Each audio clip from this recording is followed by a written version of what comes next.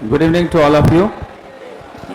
हम लोग आज इल्यूमिनेशन चैप्टर को देखेंगे और इस चैप्टर से आपको न्यूमेरिकल भी पूछा जाता है और आपको थ्योरेटिकल प्रश्न भी यहाँ से पूछे जाते हैं। साथियों, सबसे पहले तो हमें इल्यूमिनेशन शब्द का अर्थ ये जानना है कि इल्यूमिनेशन का शाब्दिक अर्थ होता है प्रदीप्ति। क्या होता है साथियों? प्रदीप्ति। सबसे महत्वपूर्ण बात है कि हमारी आंखें हमारे पास है, हम आराम से किसी वस्तु को देख सकते हैं, लेकिन आंखों में देखने की क्षमता तो होती है, लेकिन आप ध्यान रखिएगा आंखों में रोशनी नहीं होती है। प्रकाश होती है तभी हम किसी वस्तु को देखने में समर्थ हो पाते हैं।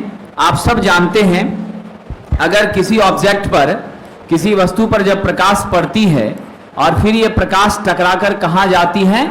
हमारे आंख के, हमारे रेटिना पर, फिर वहां से रिफ्लेक्शन होता है, देन हम उस वस्तु को क्या कर पाते हैं? देख पाते हैं।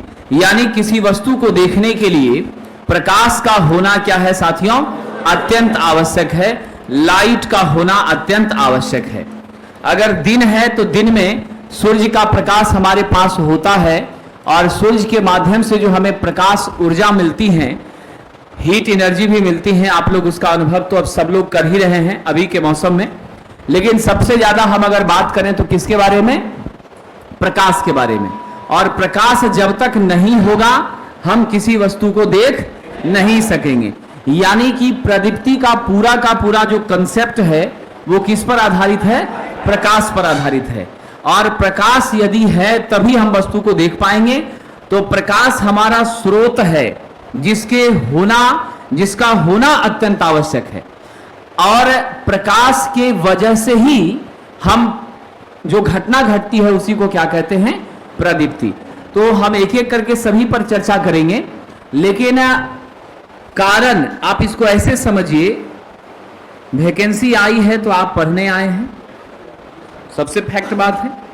नहीं रहती तो शायद आप इतना जी जान लगा के पढ़ने का प्रयास नहीं करते, तब आप खाली कमेंट करने में लगे रहते, जो मास्टर लूट रहा है, मास्टर लूट रहा है, देखो बेच रहा है, देखो बेच रहा है, यही करते रहते आप। क्या रे बोलता था 3 साल से वैकेंसी आएगा, कहां लाया रे? ये सब आप मैसेज लिखते।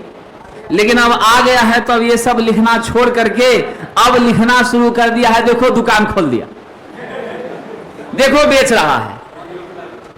स्वाभाविक सी बात है, तो भाई ये मेरा काम है, हम अपना काम कर रहे हैं। तो मतलब समझिए इस कंसेप्ट को कि प्रकाश कारण है। वैकेंसी आई है तो आप पढ़ने आए हैं, आपके पढ़ने का मुख्य कारण वैकेंसी है, वहां सफल होना है।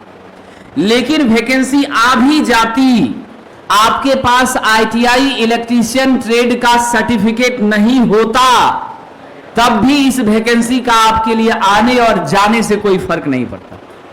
तब आए जाए हमको क्या, हमारा तो एलिजिबिलिटी नहीं है, हमको तो फॉर्म भरना नहीं है, हमको तो पढ़ना नहीं है। यानी दोनों का एक दूसरे से संबंध है। आपके पास ITI इलेक्ट्रीशियन की डिग्री है तभी आप इस फॉर्म को भरेंगे। आज से भरना चालू होने वाला है, अभी तक लिंक एक्टिव नहीं हुआ है, शाम तक या कल 10 बजे तक हो जाएगा। ठीक है, ये बातें हैं। तो दोनों का एक दूसरे से संबंध है। ठीक उसी प्रकार प्रकाश और प्रदीप्ति का भी संबंध है।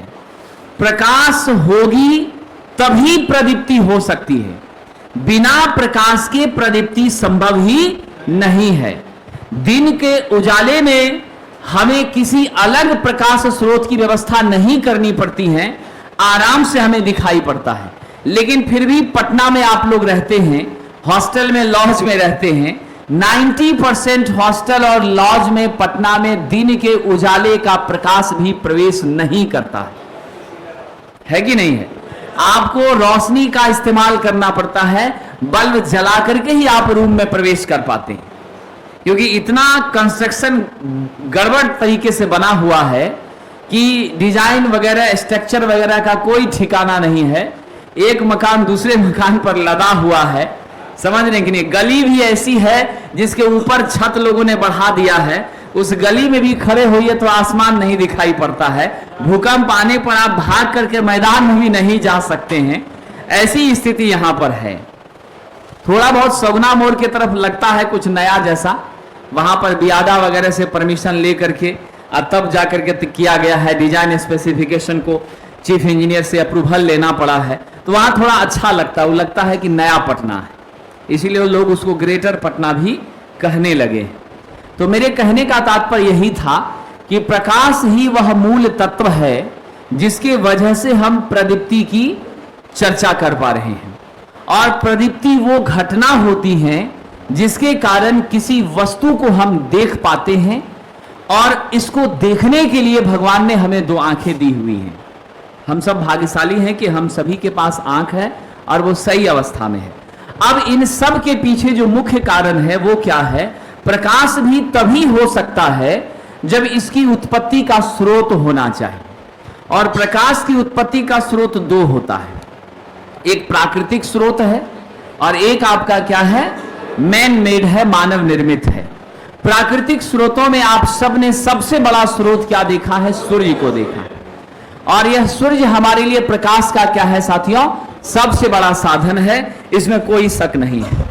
अनवरत हमें बिना किसी कीमत चुकाए आराम से हमें क्या देता रहता है साथियों?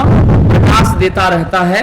साथ ही साथ उष्मा भी बहुत ज्यादा दे रहा है, क्योंकि जो ओजोन लेयर है धीरे धीरे वो घटती चली जा रही है। हमने प्रदूषण फैलाने का धंधा बढ़ा दिया है, हमारी ओजोन लेयर क्या हो रही है?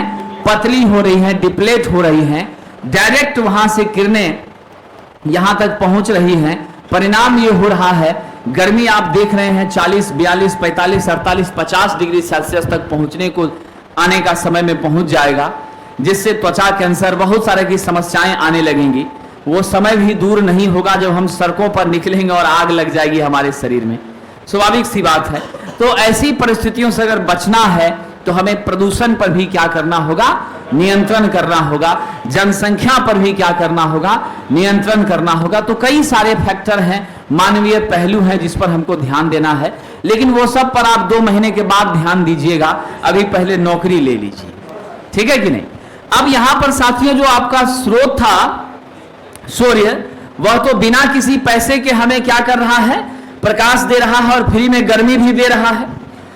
लेकिन उसके अलावा भी छोटे छोटे स्रोत हैं, आप जुगनू का नाम सुने होंगे, है ना? टिमटिमाते हुए भी देता है प्रकाश, स्वाभाविक सी बात है। अलग अलग जगह पर अलग अलग नामों से लोग उसको जानते हैं। तो आप ये जान लीजिए, सूर्य का जो प्रकाश है ना, आप सब जानते हैं सूर्य से हमें प्रकाश और उष्मा के रूप में ऊर्जा प्राप्त होती है। और ये प्रकाश और उष्मा के रूप में जो ऊर्जा प्राप्त होती है, उसका मूल कारण कौन है साथियों? नाभिकीय संलयन है। क्या है? नाभिकीय संलयन है। और आप जानते हैं नाभिकीय संलयन भी जो ऊर्जा विकसित करता है वो आपको मास एनर्जी इक्वेशन E बराबर mc² के कंसेप्ट का पालन करता है। आप सब जानते हैं E बराबर mc²। सबसे पहले आपके साइंटिस्ट थे जिन्होंने 7.5% अपने दिमाग का यूज किया था।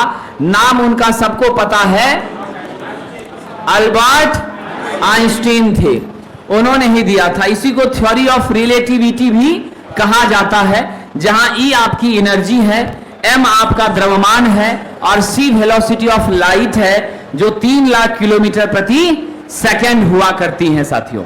तो बहुत ज्यादा मात्रा में यहां से ऊर्जा प्राप्त होती है। लेकिन आप जान लीजिए, इस ऊर्जा का नियंत्रण कर पाना हमारे बस की बात नहीं होती है। इसीलिए हम लोग नाभिकीय रिएक्टर के माध्यम से न्यूक्लियर पावर प्लांट में संलयन अभिक्रिया नहीं करवाते। वहां कौन सी अभिक्रिया करवाते? विखंडन करवाते हैं। और विखंडन के अलावा भी कौन सा विखंडन? नियंत्रित विखंडन करवाते हैं, कंट्रोल्ड चेन रिएक्शन करवाते हैं। आपको मालूम है, मैंने डिस्कशन के दौरान चर्चा किया था, हम मंदक का इस्तेमाल करते हैं, मॉडरेटर का इस्तेमाल करते हैं, कंट्रोल रॉड का इस्तेमाल करते हैं, जो हमारे गति को नियंत्रित करती हैं, न्यूट्रॉनों के बिखराव को क्या करती हैं साहब? कंट्रोल करती हैं। ये सारी चीजें होती हैं। यानी कंट्रोल नाभिकीय विखंडन का इस्तेमाल करके हम नाभिकीय ऊर्जा संयंत्र के द्वारा ऊर्जा का विकास करने का काम करते हैं। तो ये तो आपको पता चला कि ये नेचुरल है, प्राकृतिक है। हम मनुष्यों का कोई योगदान इसमें निश्चित रूप से नहीं है साथियों। अब सूर्य से जो प्रकाश की ऊर्जा प्राप्त हो रही है, आप कंठाग्र कर लीजिएगा, मात्र 40% प्रकाश एनर्जी ही, लाइट एनर्जी ही हम तक पहुंच पाती है। बाकी अन्य रूपों में क्या होती हैं साथियों, कहीं न कहीं बर्बाद हो जाती हैं। अब यहां एक और बात आप याद रखिएगा, हमारे सूर्य प्रकाश का जो CRI होता है वो 100 होता है। इसको आप लोग स्टार मार करके नोट कर लीजिएगा। विद्वानों, CRI का मतलब होता है, CRI का अर्थ होता है कलर रेंडरिंग इंडेक्स। क्या होता है? Colour rendering index. इसको हिंदी में कहते हैं रंग प्रतिपादन सूचकांक। क्या कहते हैं? रंग प्रतिपादन सूचकांक। अब इसका अर्थ जरा समझिए, ये आपका जो होता है ना 100 के स्केल पर होता है। क्या होता है साथियों? 0 से लेकर के 100 के स्केल पर होता है, 0 से लेकर 100 का नंबरिंग। इसका तात्पर्य यह है कि जो रंग, जो वस्तु जिस वास्तविक रंग की है, जिस वास्तविक रंग की है,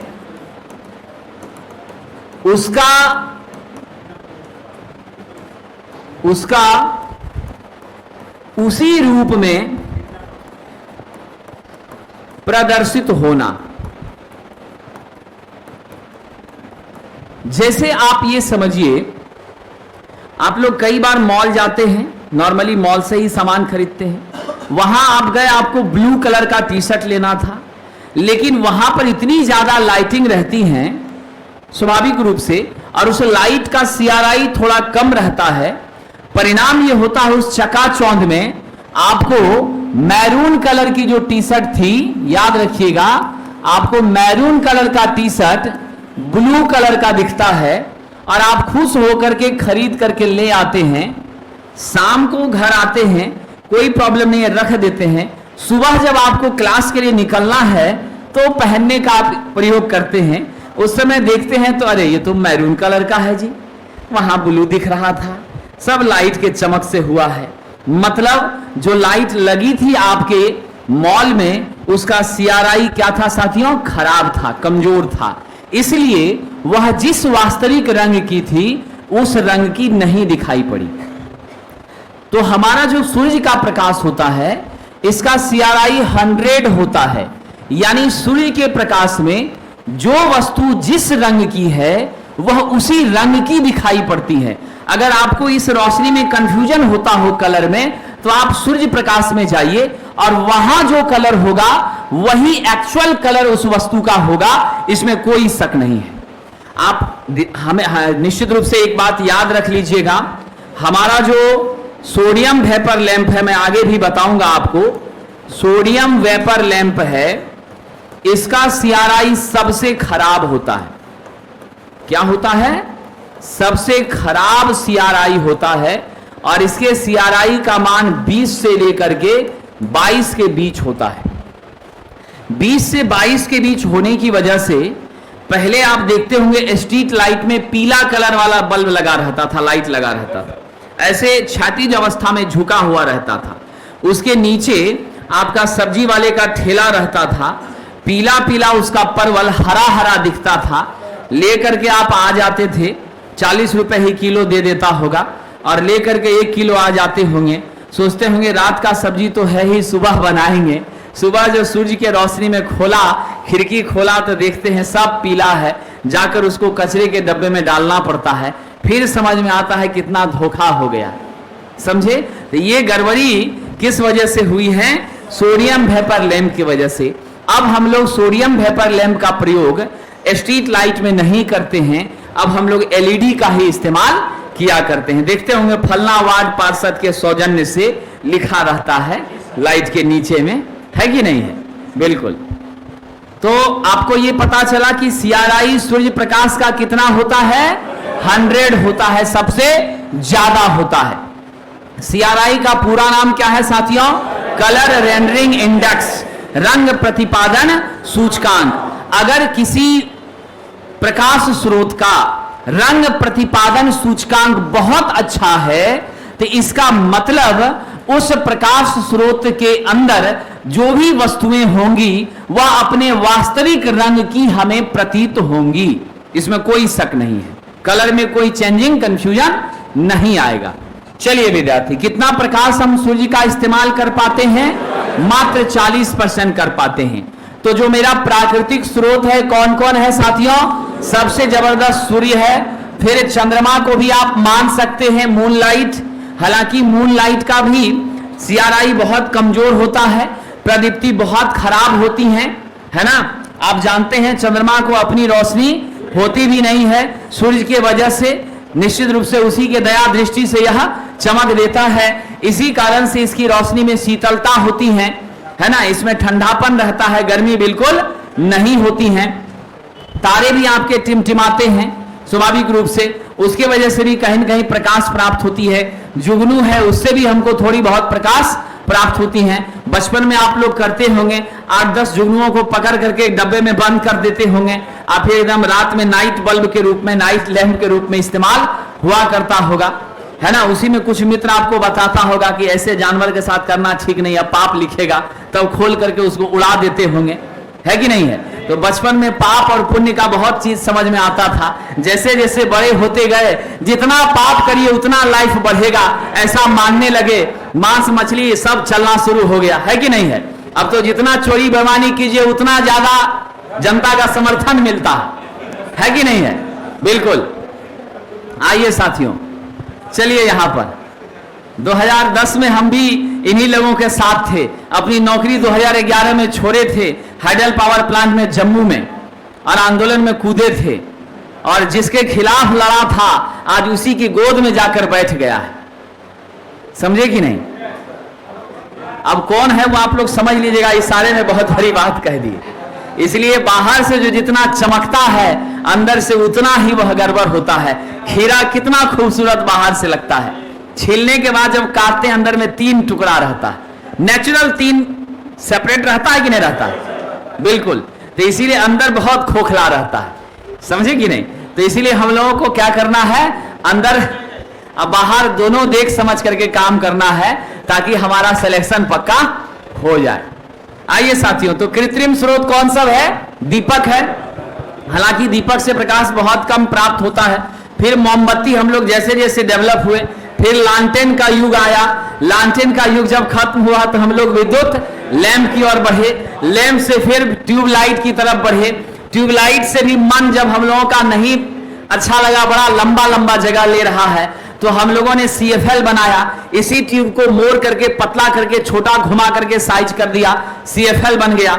CFL से भी हमारा मन उबने लगा तो LED लाइट लेकर आए। फिर आप लोग आगे कुछ रिसर्च करिएगा तो नया लाइएगा तो LED का भी टाइम चला जाएगा, समझे कि नहीं। तो सबका टाइम आता है और सबका टाइम जाता है विद्यार्थियों। तो ये आपके 2 स्रोत क्या क्या थे? प्राकृतिक और मानव निर्मित, दोनों स्रोतों पर हमने चर्चा किया। अब जरा समझिए, जितना भी पदार्थ आपके प्रकृति में पाया जाता है, आप सब जानते हैं, वो उसकी सतह पर प्रकाश जो पड़ता है तो 100% प्रकाश को रिफ्लेक्ट नहीं करता है, उसका कुछ ना कुछ अंश वो जरूर एब्जॉर्ब करता है और बाकी भाग को रिफ्लेक्ट करने का काम करता है। अब अगर ब्लैक बॉडी होगी तो काफी ज्यादा एब्जॉर्ब करेगी, इसीलिए गर्मी के मौसम में काला कपड़ा पहनने से मना किया जाता है, लेकिन बहुत सारे बच्चे पहनते हैं क्योंकि उनको ठीक लगता है। कई ऐसे बच्चे होते हैं जो किसी का शोक है, मृत्यु भोज है, तो उसमें पार्टी वियर पहन के जाएंगे, और जब रियल में शादी वगैरह है तो वहां पर व्हाइट कपड़ा पहन के जाएंगे। ठीक है कि नहीं? मैं किसी व्यक्ति विशेष पे टिप्पणी नहीं कर रहा हूं, लेकिन ऐसा स्वभाव लोगों का हुआ करता है। आजकल उल्टा चलता है विद्यार्थी सब। चलिए, तो मतलब अवशोषित करना भी है और उसका कुछ हिस्सा क्या करना है? रिफ्लेक्ट। तो हम लोग ज्यादातर प्रयास वैसे वस्तुओं का रखते हैं जो ज्यादा से ज्यादा प्रकाश को क्या करे? रिफ्लेक्ट करे। स्वाभाविक सी बात है। और ये जो आपका रिफ्लेक्शन होता है उसमें आप कहीं ना कहीं हमारी फ्रीक्वेंसी का भी क्या होता है? बड़ा रोल होता है। तो यानी आप ये समझिए, कम आवृत्ति का प्रकाश उत्पन्न करेगा और उसी को हम क्या कहते हैं? प्रदीप्त पदार्थ कहते हैं। यानी रिफ्लेक्ट होकर के जो प्रकाश मिला है, तो जिस पदार्थ से मेरा प्रकाश रिफ्लेक्ट हुआ है उस पदार्थ को क्या कहेंगे? प्रदीप्त पदार्थ कहेंगे। और उस पदार्थ से प्रकाश के उत्सर्जित होने की घटना क्या कहलाती है? प्रदीप्ति कहलाती है। और ये घटना तभी घटती है जब प्रकाश का स्रोत मौजूद होता है।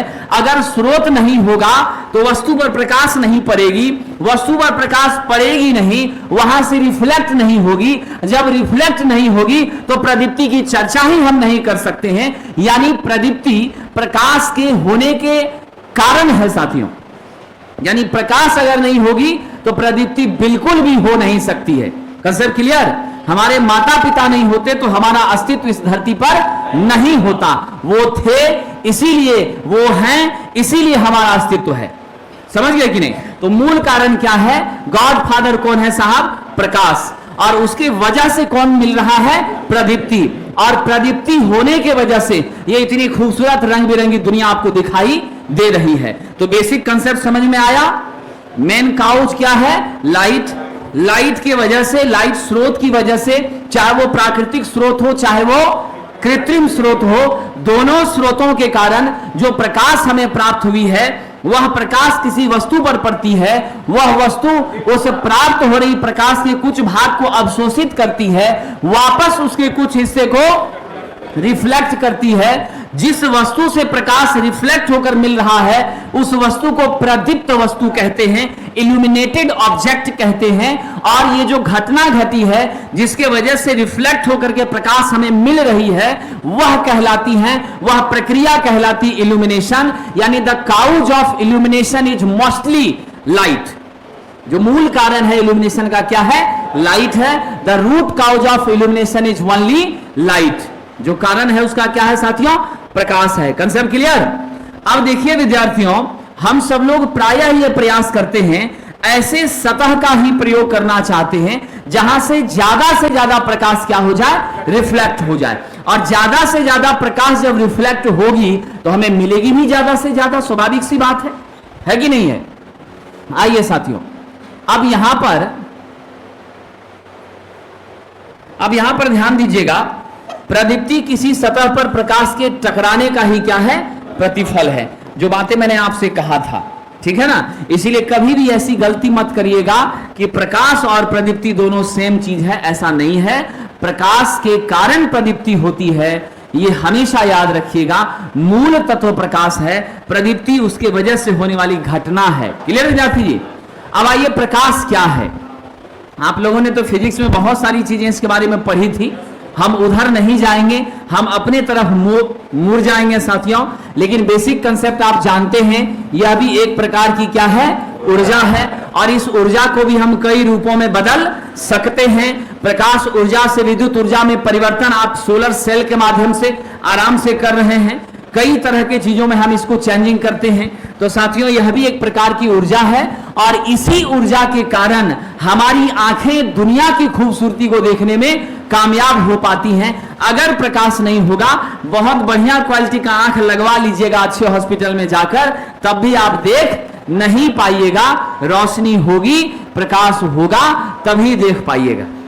क्या विद्यार्थी जी कोई दिक्कत हो रहा है जी?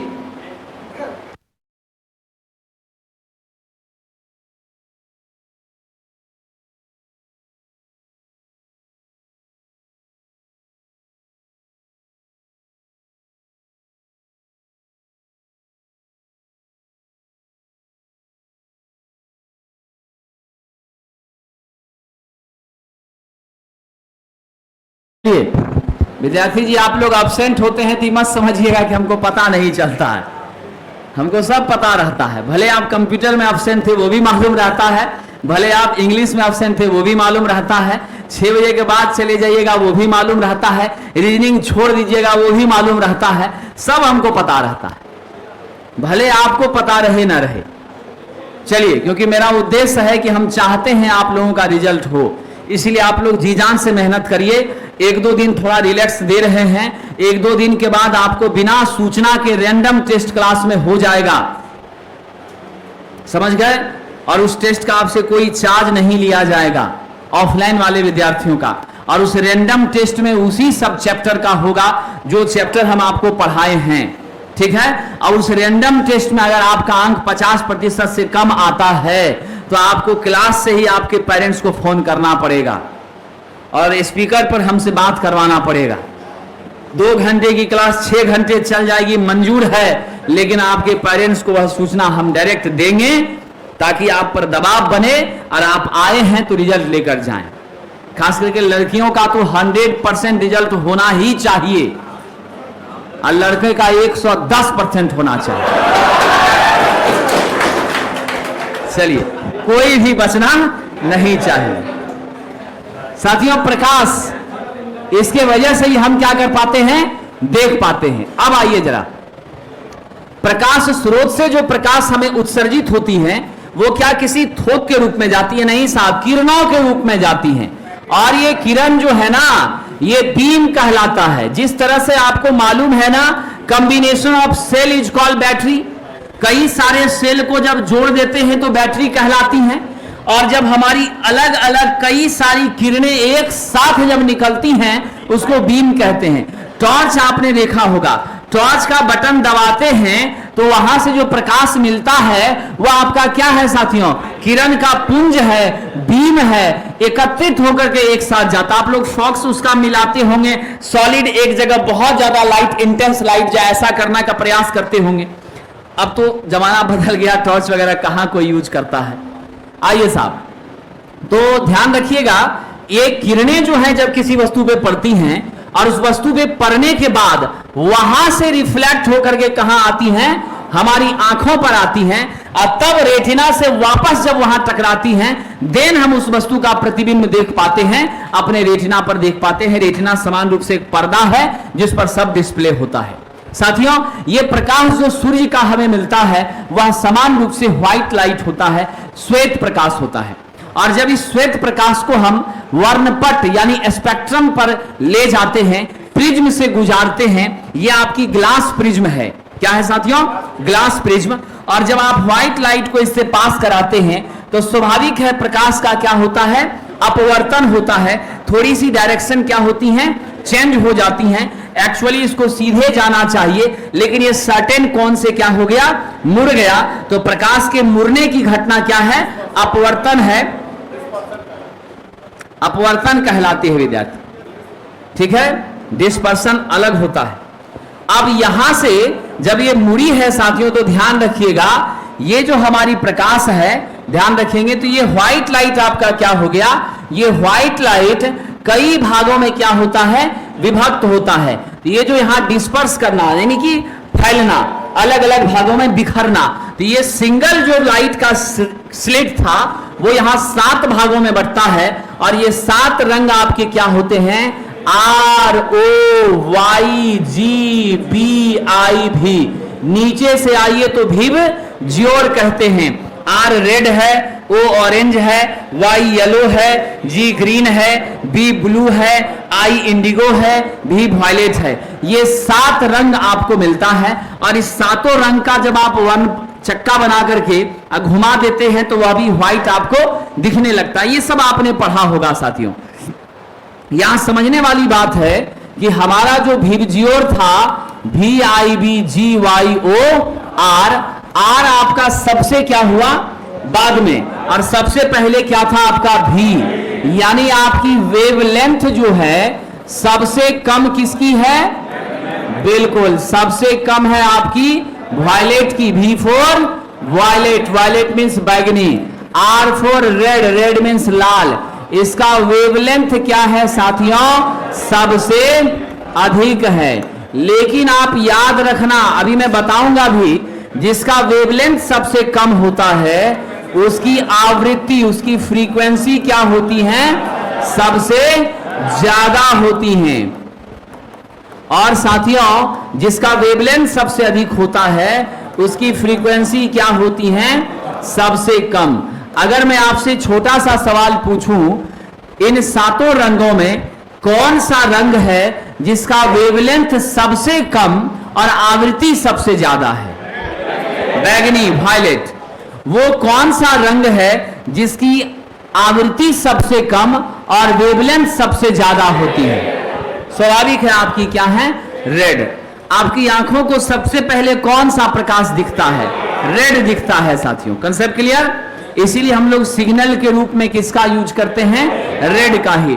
आप जो ट्रेन देखते होंगे तो ट्रेन का जो सबसे आखिरी डब्बा होता है, लास्ट वाला, उसके पीछे भी रेड कलर की बल्ब ही लगाई जाती हैं ताकि हमें पता चले, जलती बुझती रहती हैं, जिससे हमको पता चलता है कि वो आगे गाड़ी जा रही है। अगर सेम ट्रैक पे गाड़ी जा रही है तो डिस्टेंस मेंटेन करने में क्या होता है? आसानी रहती है। अब आइए साथियों, ये जो लाइट है ना, ऊर्जा का तो रूप था, लेकिन ये ऊर्जा का कौन सा रूप था? तरंग के रूप में हमें प्राप्त होती है। क्या होती है? तरंग के रूप में प्राप्त होती हैं। इलेक्ट्रोमैग्नेटिक रेडिएशंस के रूप में यह क्या करती है साथियों? गमन करती हैं। और प्रायः आप जानते हैं प्रकाश हमेशा सीधी रेखा में गमन करती है। अगर प्रकाश को टेढ़े मेढ़े रास्ते से भी ले जाना है तो आपको किसका इस्तेमाल करना पड़ेगा? ऑप्टिकल फाइबर का इस्तेमाल करना पड़ेगा। किसका करना पड़ेगा? Optical fibre. और ऑप्टिकल फाइबर के अंदर से जब प्रकाश टेढ़े मेढ़े रास्ते से भी जाती है तो उस परिघटना को टोटल इंटरनल रिफ्लेक्शन कहा जाता है। क्या कहते हैं? टोटल इंटरनल रिफ्लेक्शन कहते हैं। आइए साथियों, आप सबको मालूम है प्रकाश की गति कितनी होती है? 3 × 10⁸ मीटर प्रति सेकेंड। अगर किलोमीटर में कहें तो 3 × 10⁵ किलोमीटर प्रति सेकेंड। इसी को कह सकते हैं 3 लाख किलोमीटर प्रति सेकेंड। कंसेप्ट क्लियर विद्यार्थी जी?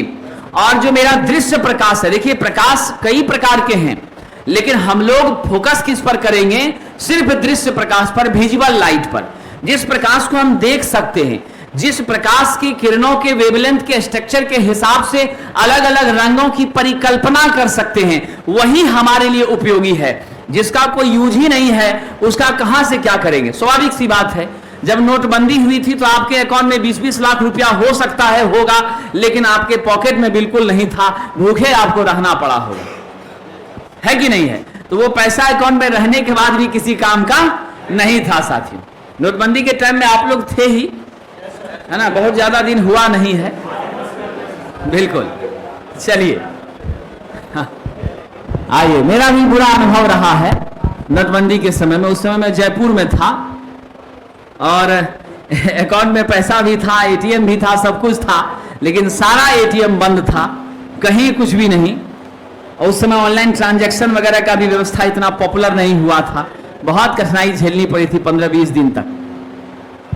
चलिए साथियों, तो प्रकाश की गति जो है वह 3 लाख किलोमीटर प्रति सेकंड हुआ करती है।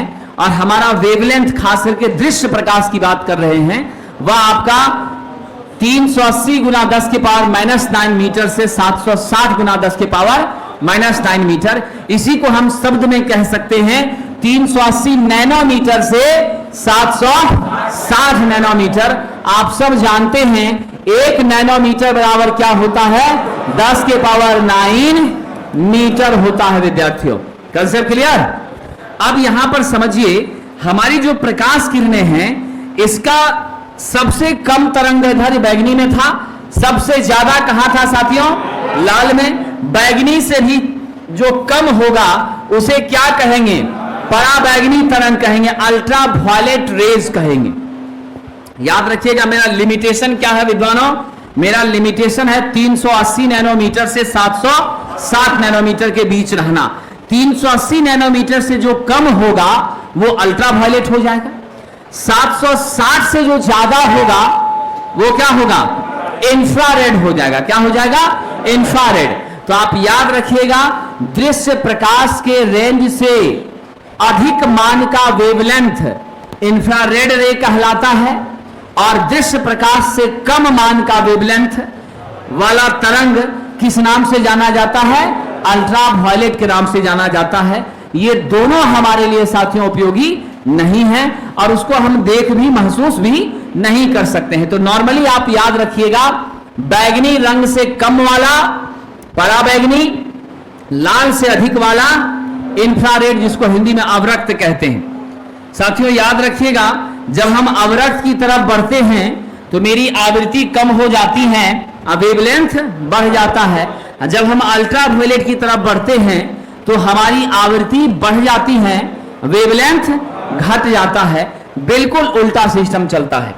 और आप सबको मैं बता दूं, अलग अलग तरंग दैर्ध्य की वजह से ही रंग भी आपका क्या होता है, अलग अलग। तो रंगों का अलग अलग होना दो मुख्य बातों पर निर्भर करता है, एक आवृत्ति और दूसरा वेवलेंथ। तो आप हमेशा याद रखिए, प्रश्न पूछा जा चुका है, हमें प्रकाश अलग अलग रंगों का दिखाई देता है, इसका मूल कारण क्या है? तो इसका मूल कारण है अलग अलग तरंग दैर्ध्य का होना और आवृत्ति के मान का भी क्या होना, अलग अलग होना। यह ध्यान रखिएगा। चलिए आगे बढ़ते हैं साथियों। अब यहां पर सबके बारे में मैं चर्चा कर देता हूं। प्रकाश का रंग जो है अलग अलग क्यों है, उसका वेवलेंथ और फ्रीक्वेंसी के चेंज होने के कारण है, उस पर हम लोग बात करेंगे। ठीक है, चलिए।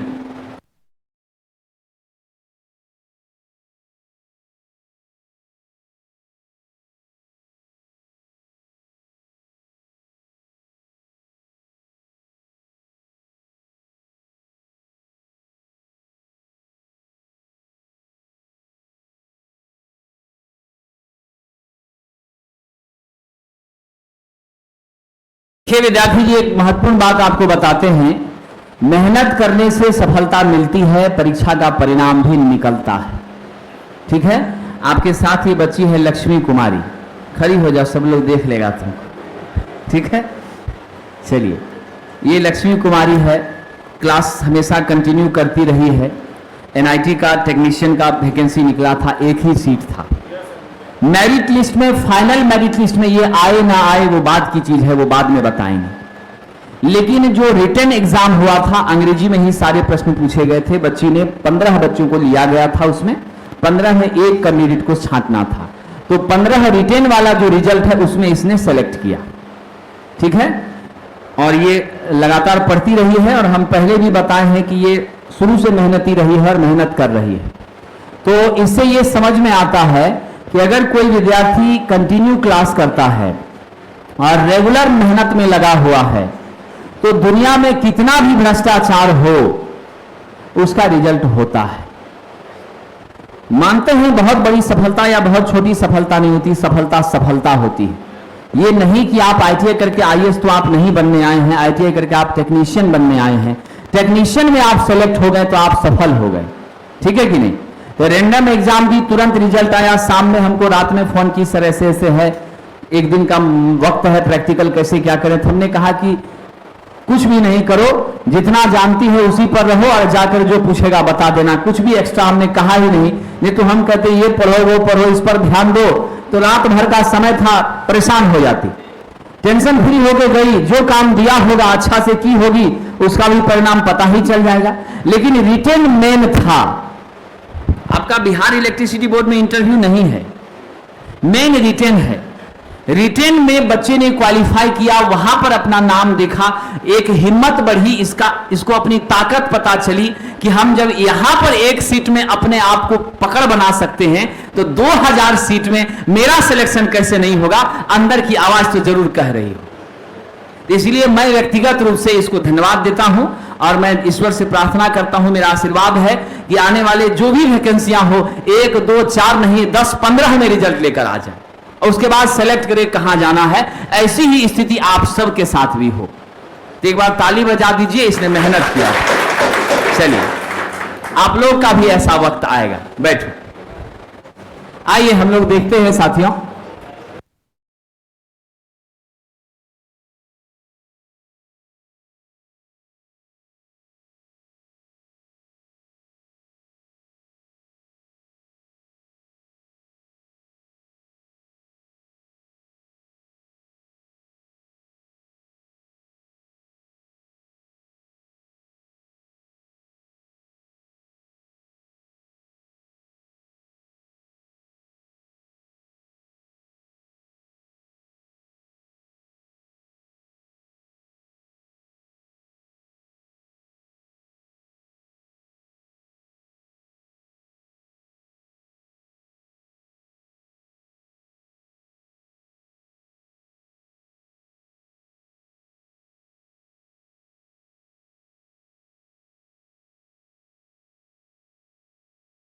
शिक्षक का असली कमाई विद्यार्थियों के माध्यम से मिलने वाला पैसा नहीं होता। शिक्षक का असली कमाई उसके द्वारा पढ़ाए गए विद्यार्थियों का रिजल्ट होता है। और जब वो विद्यार्थी किसी जगह जॉब में होता है, उसका परिवार बहुत खुश रहता है, अर्न करता है और अपने बाल बच्चों को अगर कभी दिखाता है, देखो वही सर थे, हम लोग पढ़े थे इनसे, हमारे शिक्षक रहे हैं, बस इसी से आत्मा तृप्त हो जाती। समझे कि नहीं? बहुत पहले की घटना है, बेगूसराय में आपका IOCL है, वहां का चीफ इंजीनियर 2013 में पढ़ाए थे। मेरा विद्यार्थी है मोहम्मद अजहर, 4-5 लड़का वहां पर चीफ इंजीनियर के रूप में कार्यरत है। मैं 11-12 साल इंजीनियरिंग के छात्रों को ही पढ़ाया। मैं पहली बार प्लेटफॉर्म में ITI के बच्चों को 2022 के नवंबर में पढ़ाना शुरू किया था। समझे? ITI को मैंने जीवन में कभी नहीं पढ़ाया, ठीक है कि नहीं? तो हमेशा से बीटेक के बच्चों को पढ़ाया। तो 13 में वो लड़का हमसे पढ़ा था, वहां पर चीफ इंजीनियर में पोस्टेड था। 2018 के आसपास हम ट्रेन से अपने घर जा रहे थे, AC बॉगी में थे, खिड़की के किनारे बैठे हुए थे, पर्दा हटा दिए थे। वो गाड़ी तिलरथ स्टेशन के बगल से जो है, ये भी है आपका सड़क है, आपको जाएंगे आएंगे ना तो दिख जाता है कोई बैठा ऊपर में तो पहचान जाएगा आदमी। तो वो कार से जा रहा था, शीशे से देख लिया हमको, उसने गाड़ी रोका, ट्रेन रुकी हुई थी, ऊपर चढ़ करके, थोड़ा हाइट है, जम करके आया, फिर मिला, सर हम यहीं पर पोस्टेड हैं, प्रमोशन हो गया चीफ इंजीनियर में। समझे कि नहीं? ज्वाइन किया था वो लड़का 14 में, 3 साल के बाद प्रमोट होकर के चीफ में चेंज होके आ गया था।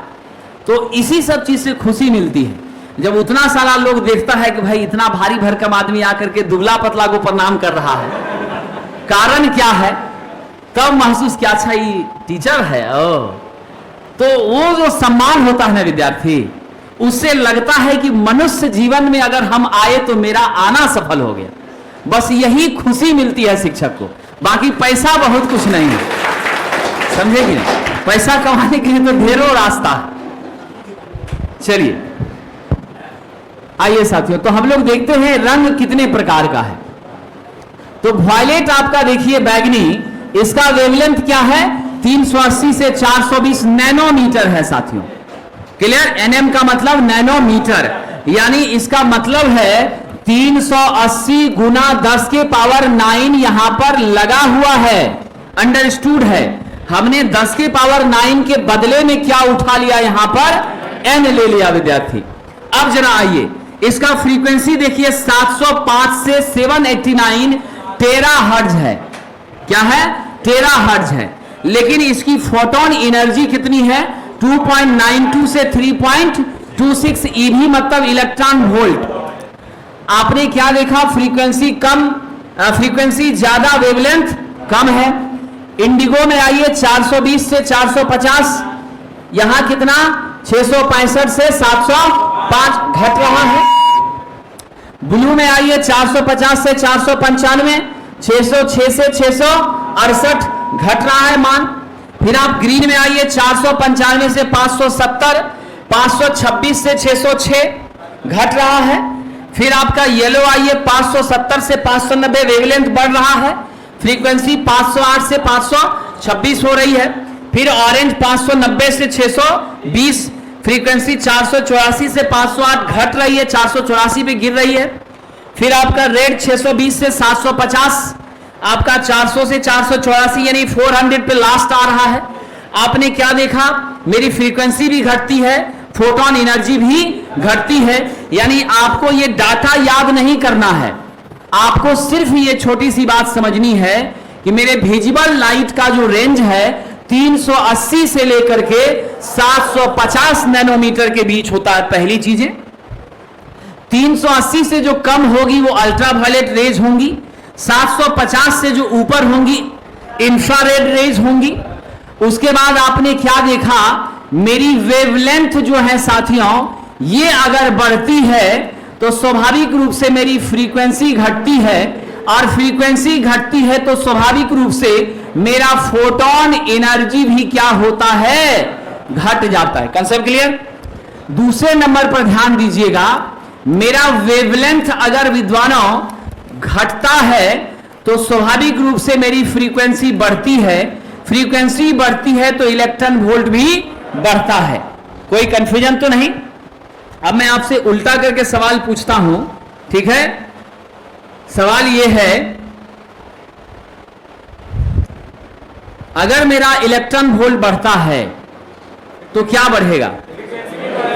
अगर मेरी फ्रीक्वेंसी बढ़ती है तो वेवलेंथ घट जाएगा। Concept clear? अगर इलेक्ट्रॉन वोल्ट घटता है फ्रीक्वेंसी भी घटेगी, वेवलेंथ बढ़ जाएगा। क्लियर विद्यार्थियों? ये छोटी सी बात आपको यहां से समझनी है। और इन सारे रंगों का अगर मिश्रण हो जाए तो आपको कौन सा प्रकाश मिलेगा? व्हाइट लाइट मिलेगा साथियों। चलिए आप सबको मैं एक छोटी सी बात बता दूं, ये डाटा आप याद रखेंगे, थोड़ा इंपॉर्टेंट है आपके लिए। 300 डिग्री सेल्सियस तापमान पर हमारे किरणों की तरंग लंबाई क्या हो जाती है? 85 गुना 10⁻⁻6 मीटर। और 800 पर क्या हो जाती हैं? 0.9 गुना 10⁻⁻6 मीटर की लंबाई हो जाती हैं। यानी तरंग दैर्ध्य के मान में क्या हो रहा है? कहीं न कहीं बढ़ोतरी हो रही है। साथियों आप सबको यह ध्यान रखना है, 2300 से लेकर 3000 डिग्री सेल्सियस के तापमान पर नॉर्मली मेरा कौन लैंप काम करता है? Incandescent lamp. इनकैंडेसेंट लैंप आपने देखा है, ताप दीप्त लैंप कहते हैं। समोसे वाले के दुकान पर आप लोग कई बार जाते होंगे, छुट्टी होगा तो 8 बजे भी लौटते समय चले जाइएगा, ठीक है कि नहीं? 2 बजे ही आए हैं, 6 घंटा में भूख लग गया होगा, तो वो बल्ब लगा के रखता है, चारों ओर शीशा, ऊपर से लकड़ी का फ्रेम है ना, और उसमें बल्ब लटका देता है अंदर में, और वो समोसा एकदम गर्म गर्म। लीजिए भाई जी, अभी तुरंत निकलवे किया है, तुरंत रखवे किए है कि नहीं? 10 बजे निकला था, वही पड़ा हुआ है, लेकिन तुरंत ताजा है एकदम। फिर देखिए ना, गर्म एकदम धुआं निकल रहा। तो मतलब वो जो आपका बल्ब रहता है, जिस बल्ब से आपको प्रकाश, उसमें फिलामेंट लगा होता है टंगस्टन का, वो heating effect of electric current पे काम करता है। H बराबर I² का जो सिद्धांत है ना, इसी से आपको जो ऊष्मा प्राप्त हो रही है, इसी ऊष्मा के सिद्धांत पे काम करता है। और इसका फिलामेंट किस चीज का बना होता है? टंगस्टन का बना होता है। गांठ बांध लीजिएगा, टंगस्टन का व्यवहारिक गुण होता है इसका साथियों, ये प्रकाश अधिक देती है और हीट क्या करती है? कम देती है। याद रखना, ताप सहने की क्षमता इसकी 2500 डिग्री सेल्सियस से लेकर 2800 डिग्री सेल्सियस तक होती है। कई बार 3000 तक भी हम लोग कर लेते हैं। 3370 के आसपास इसका मेल्टिंग पॉइंट चला जाता है। नॉर्मली 3400 लोग बोल दिया करते हैं, लेकिन इसका मेल्टिंग पॉइंट ज्यादा होता है। यह आपने देखा, तो ये जो इनकैंडेसेंट लैंप है, इसमें हमने टेम्परेचर काफी ज्यादा बढ़ा दिया टंगस्टन का, और तब जाकर के जो हमारा वेवलेंथ मिलता है 0.4 से लेकर 0.7 माइक्रोमीटर के रेंज में मिलता है। विद्वानों आप जानते हैं म्यू से हम किसको व्यक्त करते हैं? माइक्रो को। आपको मालूम है 1 माइक्रोमीटर बराबर 10⁻⁻6 मीटर होता है। Concept clear? अगर यही आपसे पूछ दें मेगा के बारे में, तो 1 मेगा का मतलब क्या होता है? 10⁻6 मीटर होता है विद्यार्थियों। तो प्लस में 6 होगा तो मेगा, माइनस में 6 होगा तो माइक्रो। तो माइक्रो हो गया तो वेवलेंथ मेरा बढ़ा कि नहीं बढ़ा? माइनस में पावर जितना कम होता है, मान हमारा उतना अधिक होता है। Concept clear? -9 और -6 में कौन बड़ा? -6 बड़ा। इसलिए वेवलेंथ मेरी बढ़ती है तापमान के बढ़ाने से। Concept clear? तो जब आप टेम्परेचर बढ़ाते हैं तो वेवलेंथ भी बढ़ जाती है। कोई कष्ट तो नहीं? चलिए साहब, हाँ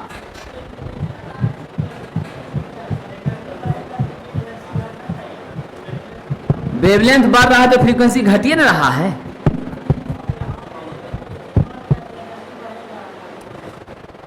कोई माध्यम रहेगा तब न जी, ये तो वेव है ना, कोई पदार्थ रहेगा तब ना उसके साथ वो नेचर हमारा लगता है। आप याद रखिए 900 डिग्री सेल्सियस का तापमान अगर किसी वस्तु को देते हैं तब वह लाइट देना शुरू करती है। समझिए कि नहीं? क्या करती है? वो प्रकाश देना शुरू करती है। 6200 डिग्री सेल्सियस पर बहुत ज्यादा हमको मिलता है, तो उसका एक अलग स्ट्रक्चर बना हुआ है। इसलिए ध्यान रखिएगा, लैंप का जो निर्माण होता है हम लोग किसको ध्यान में रख के करते हैं? ये आरंभ और ये अंत, इसी को ध्यान में रख के करते हैं, यानी 380 से 760 के रेंज में करते हैं। इसलिए प्रारंभ और अंत दोनों को ध्यान में रखना पड़ता है। विद्यार्थियों, आप सब जानते हैं प्रकाश जब भी जाएगा ट्रांसपेरेंट मीडियम से जाएगा, पारदर्शी भाग से ही जाएगा। अपारदर्शी चीजें तो प्रकाश को रोक देगी, अवशोषित कर देगी, आगे पास नहीं करने देगी। इसीलिए हम सब लोग जो ट्यूबलाइट का ट्यूब होता है, ये सब आपका ग्लास का ट्यूब होता है, ये फ्लिंट ग्लास होता है, आपका क्वार्टाज ग्लास होता है, अलग अलग टाइप का होता है। आपका निश्चित रूप से हमारा बोरोसिलिकेट ग्लास होता है।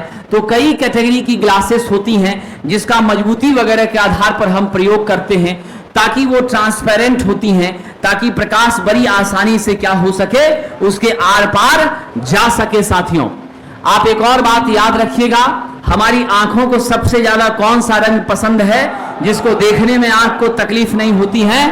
आपका पीला और हरा, ये दोनों हमें खूबसूरत लगता है साथियों। और इन्हीं सारे कारणों से मेडिकल जितने भी काम होते हैं, आप सब जगह देखते होंगे डॉक्टर ग्रीन कलर का ही पहनता है, एप्रॉन वगैरह, ड्रेस वगैरह सब।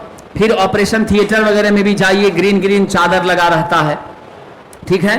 तो ये ताकि हमारे आंखों पर उसका कोई असर नहीं पड़ता है, आंख को सहूलियत होती है स्वाभाविक रूप से साथियों, ठीक है। अब देख लीजिएगा, दो तरह का वेव है, ट्रांसवर्स और अनुप्रस्थ और अनुदैर्घ्य, दो तरह की तरंगे होती हैं। तो हमारी प्रकाश कैसी तरंग है? अनुप्रस्थ तरंग है। ये क्वेश्चन आया हुआ था, मानव नेत्र 5500 एंगस्ट्रम के प्रकाश के लिए बहुत सेंसिटिव होता है। 5500 एंगस्ट्रम का मतलब समझते हैं, 5500 गुना 10 के पावर माइनस 10 मीटर। वैज्ञानिक जी 1 एंगस्ट्रम बराबर 10 to the power minus 10 meter होता है। एंगस्ट्रम भी क्या है? आपका यूनिट है वेवलेंथ को मेजर करने का। इस तरीके से भी हम व्यक्त करते हैं। तो 5500 के रेंज में देखिए तो कौन सा रंग मिलता है आपको? आइए जरा 4500 से लेकर के ये 5700, मतलब आपका ये 5000-5500 टकरा रहा है कि नहीं? ग्रीन येलो 5500 के लिए आंख बहुत सुगराही है, आंख सहूलियत महसूस कर रहा है, उसी रेंज में ये दोनों टकरा रहा है। इसीलिए आपका ग्रीन और येलो को आंख ज्यादा साथियों पसंद करता है, स्वाभाविक सी बात है। चलिए साहब जी, ये सूत्र भी आपने अपने मानव जीवन में पढ़ा ही होगा। लाइट की वेग v बराबर क्या होता है? F इंटू लैम्डा होता है, जहां v प्रकाश का वेग है 3 लाख किलोमीटर प्रति सेकंड में, f आवृत्ति है और लैम्डा मेरा तरंग दैर्घ्य है, वेवलेंथ है। और आप सबको मैंने अभी जस्ट बताया था, म्यू से माइक्रो को हम माइक्रोन को रिप्रेजेंट करते हैं। ये म्यू आपका किसको बताता है? माइक्रो बताता है, ठीक है। और यही आपका किसके बराबर? 10 के पावर माइनस 6 को इंडिकेट करता है। एंगस्ट्रम आपका 10 के पावर माइनस 10 को इंडिकेट करता है। आपसे अगर पूछ लिया जाए कि हम तरंगों की लंबाई को मापने का एसआई मात्रक क्या है, ऑप्शन में ना एंगस्ट्रम है, ना ही माइक्रोन है, ना ही आपका साथियों नैनोमीटर दिया है, सिर्फ मीटर दिया है। तो क्या मीटर पे आप टिक नहीं लगाएंगे? बिल्कुल लगाएंगे, ठीक है। ये माइक्रोन या फिर नैनो या एंगस्ट्रम, ये सब आपका प्रीफिक्स है जो आपके मान को न्यूनतम करके बताने का काम करता है। लेकिन रियल स्टेटस क्या है साथियों? मीटर ही है। क्लियर? चलिए साहब जी आगे बढ़ते हैं।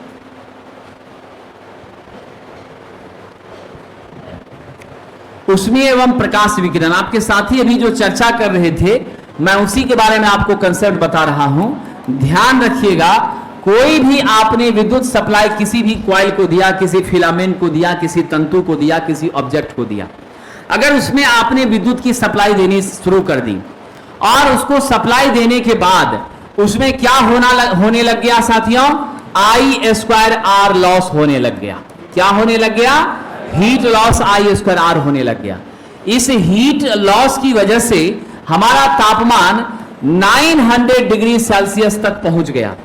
जब 900 डिग्री सेल्सियस या उससे ज्यादा वह वस्तु गर्म हो जाती हैं, तो क्या होता है? वह प्रकाश ज्यादा देने लगती हैं, हीट धीरे धीरे सैचुरेट करना शुरू हो जाता है। तो इसके लिए हमें वैसे पदार्थ को भी खोजना पड़ेगा जो 900 डिग्री सेल्सियस पर अपने अस्तित्व को ना खो दे। पता चला कि 900 पर जाकर के पदार्थ ही विलुप्त हो जा रहा है। अब एल्युमिनियम में आप चाहिएगा रोशनी पैदा करना, तो एल्युमिनियम 232 डिग्री सेल्सियस पर पानी बन जाता है। 900 पर क्या होगा, वो गैस के रूप में विलुप्त हो जाएगा। तो इसीलिए हमें वैसे पदार्थों का सिलेक्शन करना है जो पदार्थ 900 डिग्री सेल्सियस या उससे ज्यादा पर मेल्ट ना करते हो। एग्जाम्पल के तौर पे अगर हम लेते हैं साथियों, सबसे बेहतर हीटिंग एलिमेंट आपका क्या है, नाइक्रोम है। निकेल और क्रोमियम से बना हुआ है। नाइक्रोम का समान रूप से मेल्टिंग पॉइंट कितना होता है, 1300 डिग्री सेल्सियस होता है। अब आपके मन में मैं आपको बता दूं, हम नाइक्रोम का इस्तेमाल कभी भी फिलामेंट के रूप में नहीं कर सकते, क्योंकि हमको फिलामेंट के रूप में प्रयोग करेंगे तो हमको रोशनी चाहिए। बल्ब क्यों लगाया है, गर्मी के लिए कि रोशनी के लिए? गर्मी के लिए तो रूम हीटर है ना जी, स्वाभाविक सी बात है। अब हीटर से आप रोशनी प्राप्त कीजिए, अगर गर्मी नहीं मिले तो ऐसा हीटर का कोई काम है? बल्ब से आप रोशनी प्राप्त कीजिए, बल्ब से हीटर मिलेगा तो कोई काम है? प्रकाश होना चाहिए। इसीलिए तो कमरे में पहले जब 100 वाट का बल्ब हम लोग लगाया करते थे तो हमको रोशनी तो मिलती थी, गर्मी भी होने लग जाती थी, पूरा परेशान हो जाते थे। जाड़े के मौसम में बहुत सारे बच्चे चोरी छिपे अपने बेड के नीचे 2-3 बल्ब भी ला करके जला देते हैं। हालांकि अब तो एमसीबी तुरंत ट्रिप कर जाता है, तो हॉस्टल में अब ये सब आप लोग नहीं कर पाते होंगे। हम लोग जब विद्यार्थी थे तो उस समय एमसीबी वगैरह इतना डेवलप नहीं हुआ था, तो उस समय हमारे टाइम में हमारे साथी लोग कर लिया करते थे। अब यहां ध्यान दीजिएगा।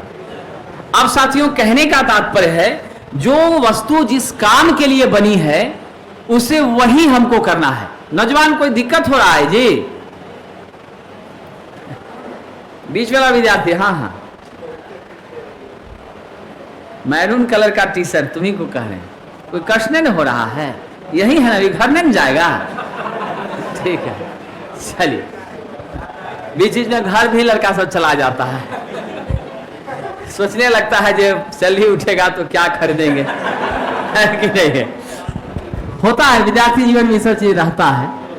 हम लोग भी विद्यार्थी थे तो ऐसा होता था मन में, इंजीनियरिंग करके निकलेंगे तो 60,000 का पैकेज मिलेगा, तो पहला सैलरी उठेगा तो क्या क्या खरीदेंगे, ये सब हम लोग भी सोचा करते थे। समझ गए कि नहीं? अब तो वो सब समय 17-18 साल बीत गया, तो अभी सब नहीं सोचते हैं, ठीक है कि नहीं? चलिए, अभी फिलहाल यहीं पर रहना है, ठीक है कि नहीं? ज्वाइनिंग लेटर मिल जाएगा तब उस पर ध्यान लगा रहा है, तो ध्यान दीजिएगा। तो नाइक्रोम का मेल्टिंग पॉइंट कितना है, 1300। 900 डिग्री सेल्सियस जैसे ही तापमान पहुंचेगा रोशनी देना चालू करेगा। अब 900 पर रोशनी देना चालू करता ही है, थोड़ा बढ़ाते हैं साथियों, 1100 पर पिघलना चालू कर देता है।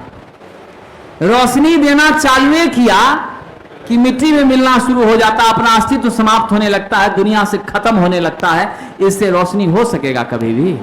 हम लोग इसका यूज कभी भी प्रकाश के पर्पज से नहीं करते हैं, क्योंकि इसका मेल्टिंग पॉइंट बहुत कम है और 900 से ऊपर में ही प्रकाश हमको मिलना शुरू होती है। जैसे प्रकाश की मात्रा बढ़ेगी इसका अस्तित्व ही समाप्त हो जाता है।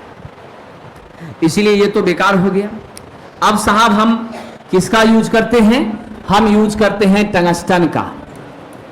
टंगस्टन का मेल्टिंग पॉइंट लगभग 3370 डिग्री सेल्सियस के आसपास होता है। हमारा 2800 डिग्री सेल्सियस तक अगर हमने नाइट्रोजन और आर्गन को बल्ब के भीतर भर दिया है, निष्क्रिय गैस को, तब जाकर के 2800 डिग्री सेल्सियस तक इसको गर्म कर सकते हैं। और इतना तक गर्म किया तो 900 का तिगुना हुआ कि नहीं हुआ? 9-2700, उससे भी ज्यादा। यानी आपके प्रकाश की मात्रा बहुत ज्यादा यहां से मिलना शुरू हो जाती है। जिस पर्पस से इसका इस्तेमाल बल्ब में कर रहे हैं, हमारा वह पर्पस सफल हो जाता है। विद्यार्थियों ध्यान रखिएगा, इन्हीं कारणों से हम लोग ऐसे पदार्थ का इस्तेमाल प्रकाश उत्सर्जन के लिए करेंगे जिसका मेल्टिंग पॉइंट क्या होना चाहिए?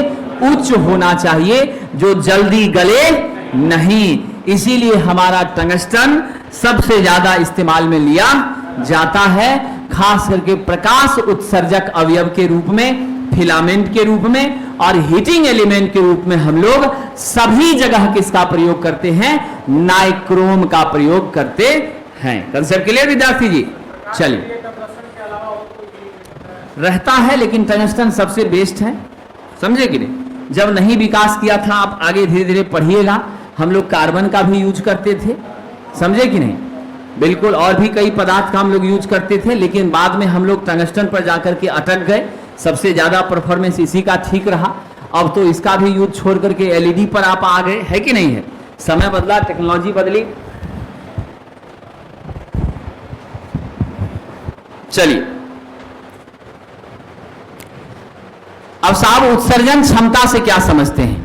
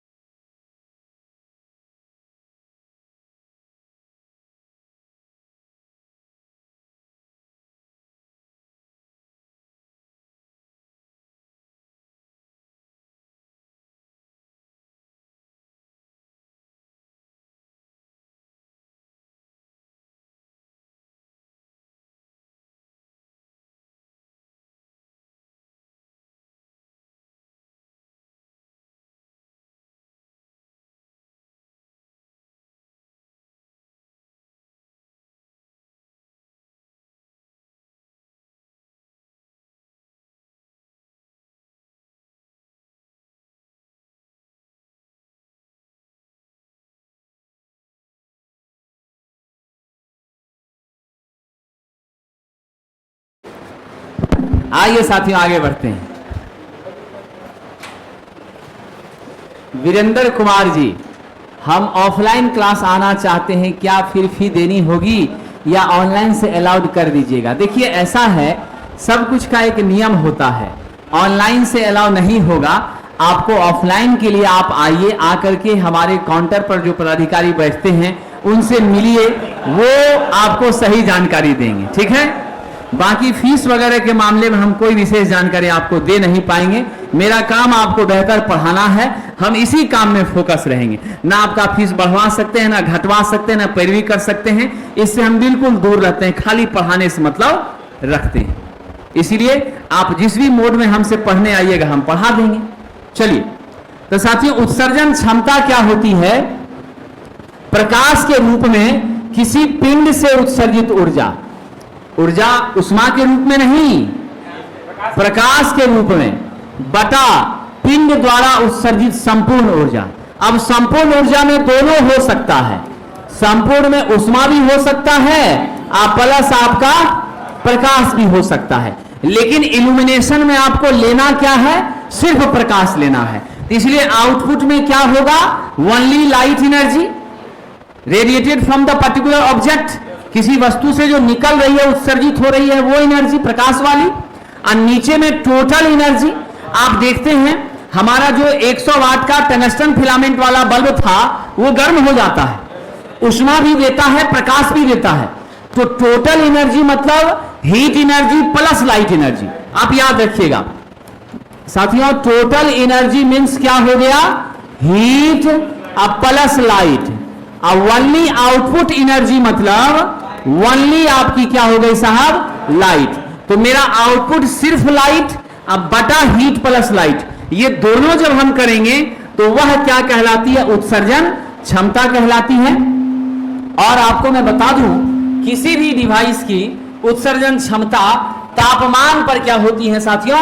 निर्भर करती है। क्या करती है? तापमान पर निर्भर करती है, इसमें कोई शक नहीं है। चलिए,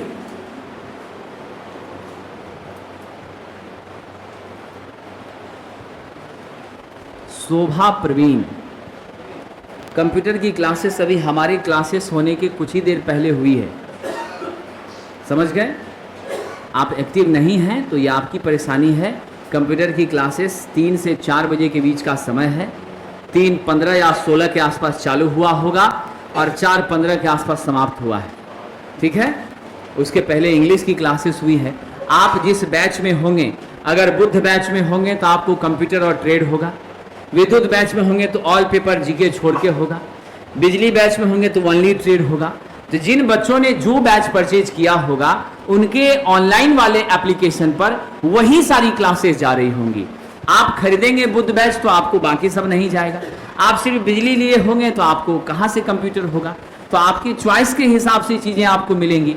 आप खाना चाहते हैं चाउमीन, आपको हम थोड़ी ना मटन खिलाएंगे, स्वाभाविक सी बात है। तो आप जो खाना चाहेंगे वही देंगे, हम तो सेवक हैं, जो ऑर्डर दीजिएगा सेवा वही करेंगे। आइए साहब, तो किसी पिंड का तापमान जितना अधिक होगा उतनी ही छोटी तरंगदैर्घ्य, और ताप जितना कम होगा उतनी बड़ी तरंगदैर्घ्य की किरणें क्या होंगी, उत्पन्न होगी।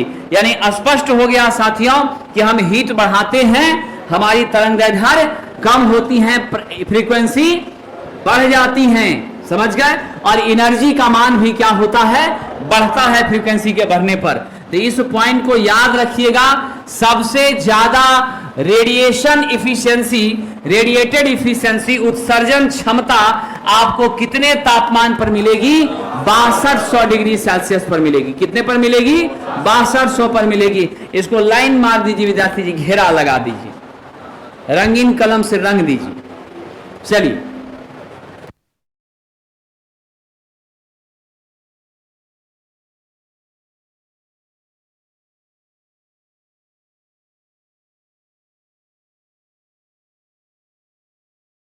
आइए आगे बढ़ते हैं। ये सब बेसिक बातें थी जिस पर हमने चर्चा किया है। अब मुख्य तथ्यों पर आते हैं जहां से क्वेश्चन आपको आएगा। अब यहां से हर चीज पर आपको क्या करना है, ध्यान देना है। चलिए, प्रदीप्ति सबसे पहले समझिए क्या है जो इस चैप्टर का नाम है। सपोज कर लीजिए साथियों, यहां पर मेरा एक बल्ब था, लाइट स्रोत था। क्या था, प्रकाश स्रोत था। और इस प्रकाश स्रोत के माध्यम से ये नीचे आपका क्या है, सरफेस है। इस प्रकाश स्रोत के माध्यम से जितनी भी हमारी प्रकाश की मात्रा किरणों के रूप में आई है वह हमारे इस सरफेस एरिया का हमने कैलकुलेशन किया, कितना है सरफेस एरिया A। और इस बल्ब के माध्यम से जो फ्लक्स हमें प्राप्त हुई है उसको अगर F हम कहें तो मेरा इल्यूमिनेशन E बराबर होता है F/A होता है। अब ये जो आपकी किरणें हैं, छोटी छोटी किरणें हैं, उन किरणों का संकलन ही आपका क्या कहला रहा है, फ्लक्स कहला रहा है। आप हमेशा समझ लीजिए क्या कहला रहा है, फ्लक्स। ठीक है, तो विद्यार्थी जी E बराबर क्या हुआ, सूत्र F/A। F आपकी क्या है, हमारी फ्लक्स है। ये फ्लक्स कौन सी, ल्यूमिनियस फ्लक्स, दृश्य फ्लक्स। क्या सी फ्लक्स है, ल्यूमिनियस फ्लक्स है। और A आपका क्रॉस सेक्शन एरिया है, तल का क्षेत्रफल है मीटर स्क्वायर में। विद्यार्थियों, फ्लक्स को ल्यूमेन में व्यक्त किया जाता है, एरिया को मीटर स्क्वायर में। प्रदीप्ति का यूनिट क्या हो गया, ल्यूमेन प्रति मीटर स्क्वायर। कैसे परिभाषित करेंगे, प्रकाशित तल के इकाई क्षेत्रफल पर तल के लंबवत दिशा से पड़ने वाले फ्लक्स की मात्रा को उस तल की क्या कहते हैं, प्रदीप्ति। जब भी बल्ब लगाइएगा कहां लगाना है, लंबवत वर्टिकली लगाना है। वर्टिकली लगाने के बाद आपके तल पर जो यहां से फ्लक्स प्राप्त हो रही हैं और जितना एरिया है उस एरिया के बिहाफ में कितने मात्रा में फ्लक्स हमको इस बल्ब से मिली हैं, प्रकाश फ्लक्स, ल्यूमिनस फ्लक्स, उसी का जो रेशियो होता है उसे ही हम क्या कहते हैं, प्रदीप्ति कहते हैं। अगर बल्ब नहीं होता, प्रकाश स्रोत नहीं होता तो फ्लक्स भी नहीं होता, और फ्लक्स नहीं होता तो बच्ची प्रदीप्ति होता। जी भागलपुर वाली बच्ची तुम बताओ, प्रदीप्ति होता कि नहीं होता, कैसे नहीं होगा। ये लोग झूठ बोलेगा, तुम भी झूठे बोल देगी, बताइए। ऑनलाइनो क्लास तुम घर पे नहीं कर रही थी, सही बात है कि नहीं, सच कबूलो, बताइए। चेहरा से हमको पता चल जाता है। जो होली का छुट्टी में ऑनलाइन क्लास एको बार नहीं खोली है, मोबाइल यूज की लेकिन ऐप नहीं खोली है, समझे कि नहीं। चलिए अब लेकिन खोल लेना, एक चैप्टर निकल चुका है, कंट्रोल पैनल लेआउट हो चुका है। चलिए तुम दोनों बच्चे भी, क्लास हो रहा था शनिवार रविवार। चलिए आइए ध्यान दीजिएगा। तो यानी प्रकाशित तल के इकाई क्षेत्रफल पर तल के लंबवत जो हमने प्रकाश स्रोत लगाया है, वहां से जो फ्लक्स की मात्रा हमें प्राप्त हो रही है, उसी को हम क्या कहते हैं? प्रदीप्ति। यानी E बराबर F/A, इसे ल्यूमेन प्रति मीटर स्क्वायर से व्यक्त करते हैं। ल्यूमेन प्रदीप्ति फ्लक्स का मात्रक होता है, एरिया का मात्रक क्या है? मीटर स्क्वायर है साथियों। अब यहीं से एक रिलेशन मिलता है, एक ल्यूमेन प्रति मीटर स्क्वायर बराबर क्या होता है? एक लक्स होता है। याद रखिएगा, क्वेश्चन पूछा जा चुका है, 1 लक्स इक्वल टू, आपका जवाब होगा ल्यूमेन प्रति मीटर स्क्वायर। 5 लक्स बराबर 5 ल्यूमेन प्रति मीटर स्क्वायर, ध्यान रखिएगा। चलिए विद्यार्थी बच्चा चाहे भागलपुर का हो, खगड़िया का हो, सुपौल, जहानाबाद, बिहार के किसी राज्य का या बिहार के बाहर का हो, सबको मेरा सम्मान, दृष्टि, सम्मान, स्नेह है। जरा सा चिंता मत करिए। आपके ऑनलाइन वाले विद्यार्थी कहते हैं भागलपुर वाला विद्यार्थी को ध्यान नहीं देते हैं। ध्यान नहीं दे रहे थे तो कैसे उस बच्ची को पूछे? बताइए। सब पर ध्यान देते हैं, भागलपुर, सुपौल, जहानाबाद, लखीसराय, खगड़िया, बेगूसराय, सब पर ध्यान है। नवादा, नालंदा, सब पर ध्यान है। आरा, बक्सर पर भी ध्यान है। ऐसा नहीं है कि नहीं है, समस्तीपुर पर ध्यान है, समझे कि नहीं? चलिए खगड़िया वाला पर विशेष ध्यान है, इसीलिए कि नहीं नौकरी होगा तो उसको गरस्सा से काट दिया जाएगा, समझे कि नहीं? भागलपुर वाला पर इसलिए ध्यान है कि नहीं नौकरी होगा तो घर से भगा दिया जाएगा, समझे कि नहीं? सुपौल वाला पर इसलिए ध्यान है कि नहीं नौकरी लेगा तो पटने में घेर लेंगे, जाने ही नहीं देंगे, समझे कि नहीं? सब में सब तरह का क्लू लगा हुआ, समझे कि नहीं? चलिए तो साथियों स्पष्ट है, मीटर कैंडल के नाम से भी इसको जानते हैं। ये छोटा छोटा चीज आपको प्रश्न पूछेगा। लक्स बराबर ल्यूमेन प्रति मीटर स्क्वायर, मीटर कैंडल से भी मापते हैं। 1 मिली फोट बराबर क्या होता है? 1 ल्यूमेन प्रति मीटर स्क्वायर होता है। 1 फोट बराबर कितना लक्स जी? 10 के पावर 4 लक्स होता है। याद रखिएगा 10 के पावर 4 लक्स। ये रिलेशन भी आप माइंड में रखिएगा। 1 फुट कैंडल बराबर 1 कैंडल पावर बटा फुट का स्क्वायर। 1 सीपी मतलब क्या है?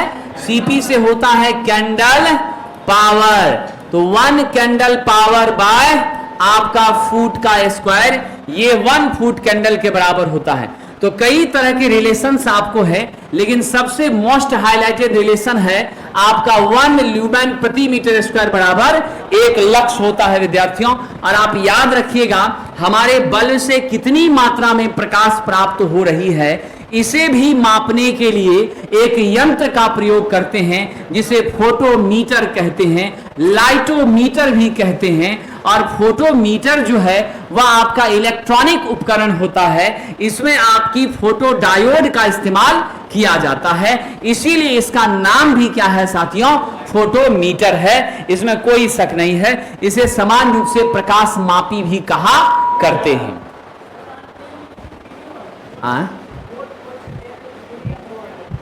क्या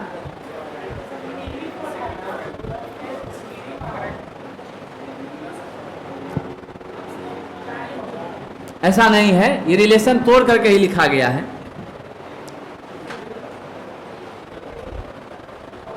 चलिए इसी को हम लिख सकते हैं ना आराम से, 1 लक्स लिख देंगे। 1 लक्स 1 मिली फोट के बराबर होता है। चलिए आइए साथियों, हमारा जो फोटोमीटर है उससे क्या मापते हैं? प्रदीप्ति मापने का काम करते हैं, ठीक है? फोटोमीटर में कौन सा डायोड इस्तेमाल किया जाता है? Photo diode. फोटो डायोड का संकेत आप जानते हैं कैसा होता है? इस पर प्रकाश पड़ती है तब यह कंडक्ट करना चालू करता है। क्या होता है? प्रकाश पड़ती है तो यह कंडक्ट करना चालू करता है। हमेशा याद रखिएगा रिवर्स बायास में काम कैसे काम करता है? रिवर्स बायास में काम करता है। अब ये ल्यूमिनस फ्लक्स क्या है? अभी तो आपने छोटा सा रिलेशन देखा था, E बराबर F बाय ए। अगर हम यहां से F निकालना चाहें तो क्या करेंगे? E इंटू ए हो जाएगा। हम इसको कैसे मापते हैं? ल्यूमेन से व्यक्त करते हैं। ल्यूमेन बराबर क्या हो गया? लक्स इंटू मीटर का स्क्वायर हो गया। आप इल्यूमिनेशन को लक्स से व्यक्त कर रहे थे, स्वाभाविक सी बात है, और यहाँ क्या हो गया? Metre square. रिलेशन तोड़िएगा, RHS LHS बराबर हो जाएगा ल्यूमेन प्रति मीटर स्क्वायर कैंसिल, ल्यूमेन बराबर ल्यूमेन हो जाएगा, कोई इसमें दिक्कत नहीं है। यानी ये रिलेशनशिप आपको समझना है। अब है कि किसी प्रकाश स्रोत से प्रति सेकंड उत्सर्जित होने वाली प्रकाश किरणों की कुल मात्रा को क्या कहते हैं? प्रदीप्ति फ्लक्स कहते हैं। यानी ये आपका बल्ब था, इस बल्ब से एक सेकंड में कितनी मात्रा हमारे प्रकाश किरणों की उत्सर्जित हुई है, वह टोटल की टोटल मात्रा जो एक सेकंड में हमें मिली है, उसी को क्या कहते हैं? फ्लक्स कहते हैं। मैग्नेटिक सर्किट में जैसे आप लोगों ने सुना है, ठीक है, मैग्नेटिक सर्किट में आपने जैसे समझा है साथियों, अगर मान लीजिए मेरा चुंबकीय परिपथ है, हमने जैसे ही क्या किया? सप्लाई देना शुरू किया, मैग्नेटिक लाइन ऑफ फोर्सेस, चुंबकीय बल रेखाएं अनंत की संख्या में यहां से उत्सर्जित होती हैं, और ये जितनी ज्यादा चुंबकीय बल रेखाओं का हम उपयोग कर पाते हैं वो यूजफुल फ्लक्स कहलाती हैं। जो हमारे परिपथ से बाहर इधर उधर चली जाती हैं वो लीकेज फ्लक्स कहलाती हैं। मतलब समान रूप से क्या है? Association of magnetic line of forces is considered as magnetic flux.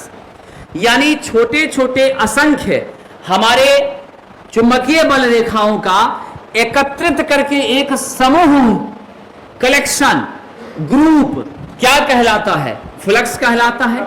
ठीक उसी प्रकार हमारे बल्ब से जो प्रकाश की किरणें कई अनगिनत संख्याओं में आ रही हैं, जितनी भी मात्रा में प्रकाश किरणें एक सेकंड में उत्सर्जित होकर हमें मिल रही हैं, उसे ही हम क्या कहते हैं? फ्लक्स कहते हैं, लुमिनस फ्लक्स कहते हैं, जिसे हम F से सूचित करते हैं। गणितीय रूप से कई बार इसको फाई से भी व्यक्त किया जाता है, समझे, लेकिन हम लोग जनरली इसको F से यूज करेंगे, क्योंकि इस फाई से हम लोग मैग्नेटिक फ्लक्स को ज्यादातर प्रदर्शित करते हैं, तो कंफ्यूजन हो जाया करेगा, तो हम लोग प्रायः F का ही यूज किया करेंगे। F का नॉर्मली जो वैल्यू है मैथमेटिकल मान I इंटू ओमेगा होता है। I आपकी ज्योति तीव्रता है, आप सब जानते हैं फंडामेंटल क्वांटिटी है हमारी, है ना, जिसका SI मात्रक क्या होता है? कैंडेला होता है, CD से मापते हैं। तो ज्योति तीव्रता ओमेगा से किसको व्यक्त करते हैं? घन कोण को, सॉलिड एंगल को। ठोस ऑब्जेक्ट में जो हमारा कोण बनता है वही आपका घन कोण है। घन कोण के बारे में भी हम आगे चर्चा करेंगे। घन कोण का मैक्सिमम एक्सटेंशन कितना हो सकता है? 4 पाई स्टेरेडियन हो सकता है। याद रखिएगा विद्वानों, घन कोण को स्टेरेडियन में मापते हैं। SR इसका सूक्ष्म निरूपण होता है, SR। और हम लोग ठोस कोण को कैसे मापते हैं? रेडियन में मापते हैं। प्लेन एंगल को कैसे मापते हैं? रेडियन में। और सॉलिड एंगल को कैसे मापते हैं? स्टेरेडियन में, SR में। तो ओमेगा हो गया घन कोण, स्टेरेडियन, थीटा हो गया प्लेन एंगल, जिसको हम लोग रेडियन में मापेंगे। तो आपको यहां I ओमेगा है। ये ओमेगा कब आपको डेवलप होगा? जब आपकी सतह गोलाकार रहेगी, स्फेरिकल रहेगी, समझ गए? 2 डायमेंशनल में संभव नहीं है। गेंद आपका क्या है? फुटबॉल क्या है? स्फेरिकल स्ट्रक्चर है, चारों तरफ से गोल है, स्वाभाविक सी बात है। तो आप सबको यह समझना है, गोलाकार अगर आकृति होगी और उस गोलाकार आकृति का मैक्सिमम एक्सटेंशन 4 पाई, जो हमारे ओमेगा का मान होता है, I आपकी ज्योति तीव्रता, मैं इसको यहां लिख सकता हूं, ल्यूमेन बराबर candle power into solid angle. Candle power को ही शॉर्ट फॉर्म में CP से व्यक्त किया, इंटू 4 पाई, CP इंटू स्टे रेडियन।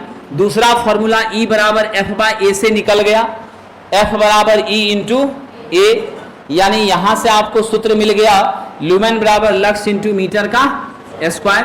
कोई कंफ्यूजन तो नहीं विद्यार्थी जी? चलिए तो आपको अभी तक में 3 फार्मूला मिला है। पहला फार्मूला मिला था E बराबर F बाय ए, दूसरा मिला था F बराबर E इंटू ए, और तीसरा मिला साथियों, तीसरा मिला F बराबर I इंटू ओमेगा।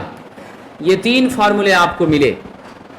विद्यार्थी जी, समान रूप से अगर ल्यूमेन की बात करते हैं तो हमारा ल्यूमेन, ध्यान दीजिएगा,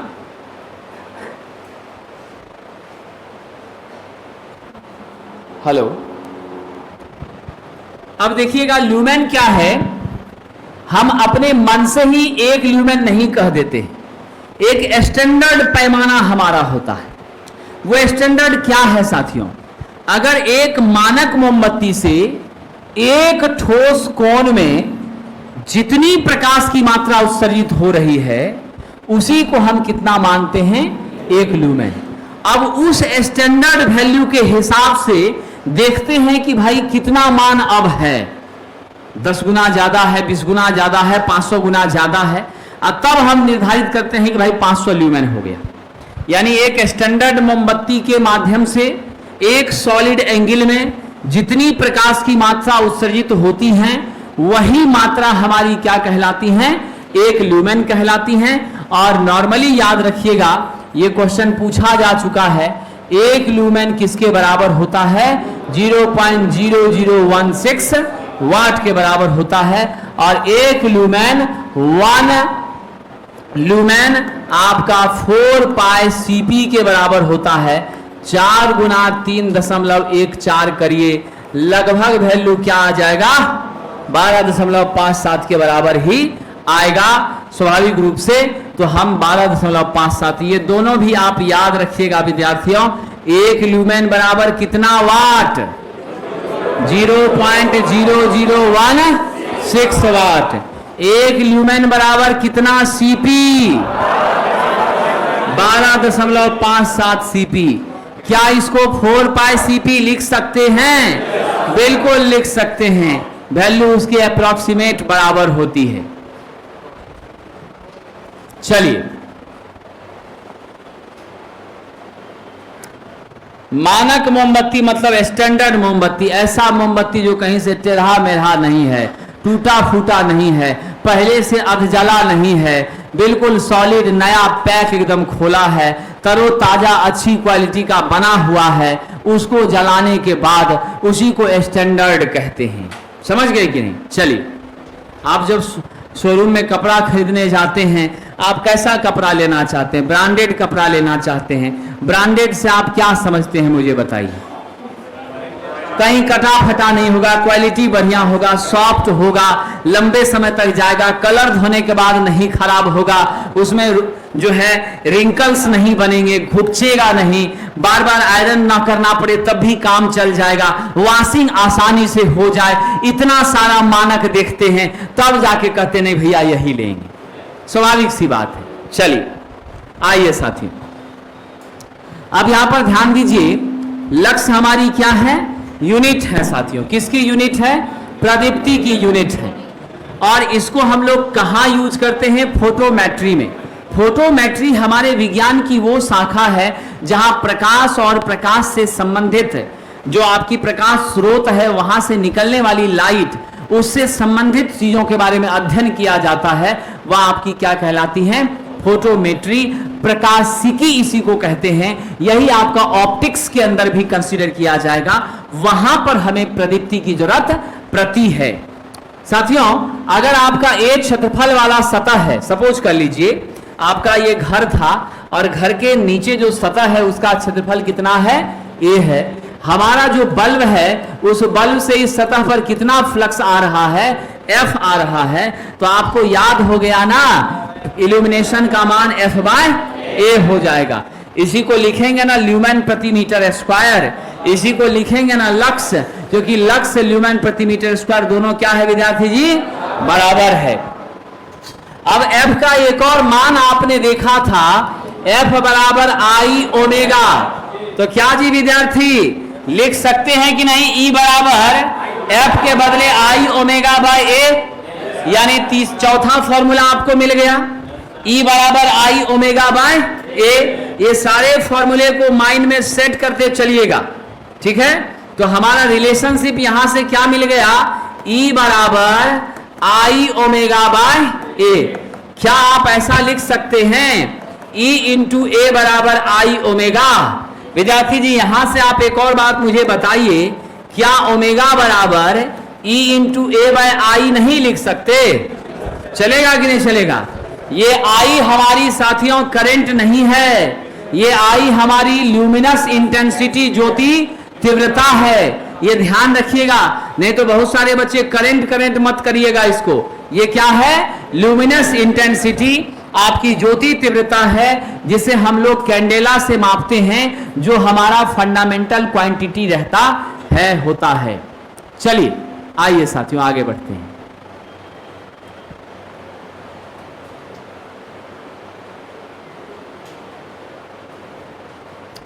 आते हैं साहब, आगे बढ़ें। अब इसका यूनिट पर चर्चा कर लें। यूनिट कैसे लिखिएगा? इल्यूमिनेशन को तो आप लक्स से व्यक्त करेंगे, आई का आप क्या लिखिएगा, कैंडेला, ओमेगा के लिए स्टेरेडियन, और एरिया का मीटर स्क्वायर, यानी CDSR प्रति मीटर स्क्वायर। यही फाइनली किसके बराबर, ल्यूमेन प्रति मीटर स्क्वायर। बात वही है, आपको घुमा के पूछ देगा 1 CD 1 कैंडेला स्टेरेडियन प्रति मीटर स्क्वायर का मान किसके बराबर होगा, ल्यूमेन प्रति मीटर। क्या लक्स के बराबर नहीं होगा? बिल्कुल हो जाएगा। तो यही छोटी छोटी चीजों को आप मार्क करते चलिएगा, घर पर जरूर एक बार देख लीजिएगा समय निकाल करके। चलिए आगे बढ़ते हैं।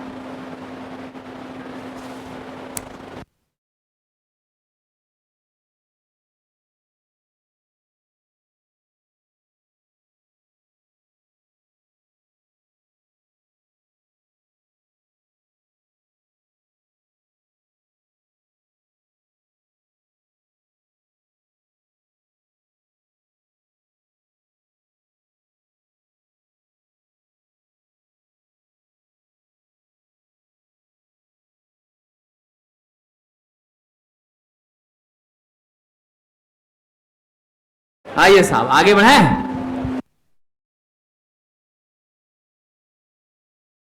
चलिए आइए साहब समतल कोण पर चर्चा करते हैं, प्लेन एंगल। ये क्या होता है? विद्यार्थी जी आप सब ने जरूर गणित में इसको पढ़ा होगा, मैथमेटिक्स में। ये हमारा सतह है, सरफेस है, ये सतह है आपकी। किसी भी पर्टिकुलर एंगल से यहां से क्या करिए, एक आप सिंगल सुई रहती है और आगे एक पेंसिल लगा होता है, क्या कहते हैं उसको? कंपास। क्या कहते हैं? कंपास। इंजीनियरिंग ड्राइंग में भी आप लोगों ने पढ़ा होगा, जो नहीं पढ़े वो पढ़ेंगे अब। तो कंपास हमने लिया, यहां पर लाइन एक खींचा प्लेन, और कंपास लेकर के घुमा दिए। जहां भी घुमाए पॉइंट मिला, उस पॉइंट और इस पॉइंट को मिला दिए। ये जो एंगल बनी है उसको थीटा कहते हैं। यहां से यहां का दूरी जो है इसी को हम चाप कहते हैं। चाप को ही अंग्रेजी में आर्क कहा जाता है। ये लेंथ मेरा L है, ठीक है, और ये आपकी क्या है, थीटा। और यहां से यहां तक ये सेंटर पॉइंट है O, ठीक है। ये क्या है आपकी प्लेन एंगल, ये थीटा, और ये मेरा रेडियस है साथियों कितना, R। क्योंकि आप केंद्र से कितना भी चाप घुमाएंगे तो उसकी परिधि जहां जाके टकराएगी, जो लाइन जुड़ेगा उससे केंद्र को, उसको रेडियस ही कहते हैं, त्रिज्या ही कहते हैं। यहां से थीटा इक्वल टू क्या मिलता है हमें, L/R मिलता है साथियों। याद रखिएगा, इसे हम रेडियन में व्यक्त करते हैं, ठीक है, और हम सिंबल के रूप में RAD से इसको सूचित करते हैं। और इसका मैक्सिमम एक्सटेंशन कितना हो सकता है, 360 डिग्री हो सकता है। ये 2 पाई रेडियन हो सकता है, यानी थीटा का मैक्सिमम विस्तार आप कितना करेंगे, 2 पाई रेडियन करेंगे।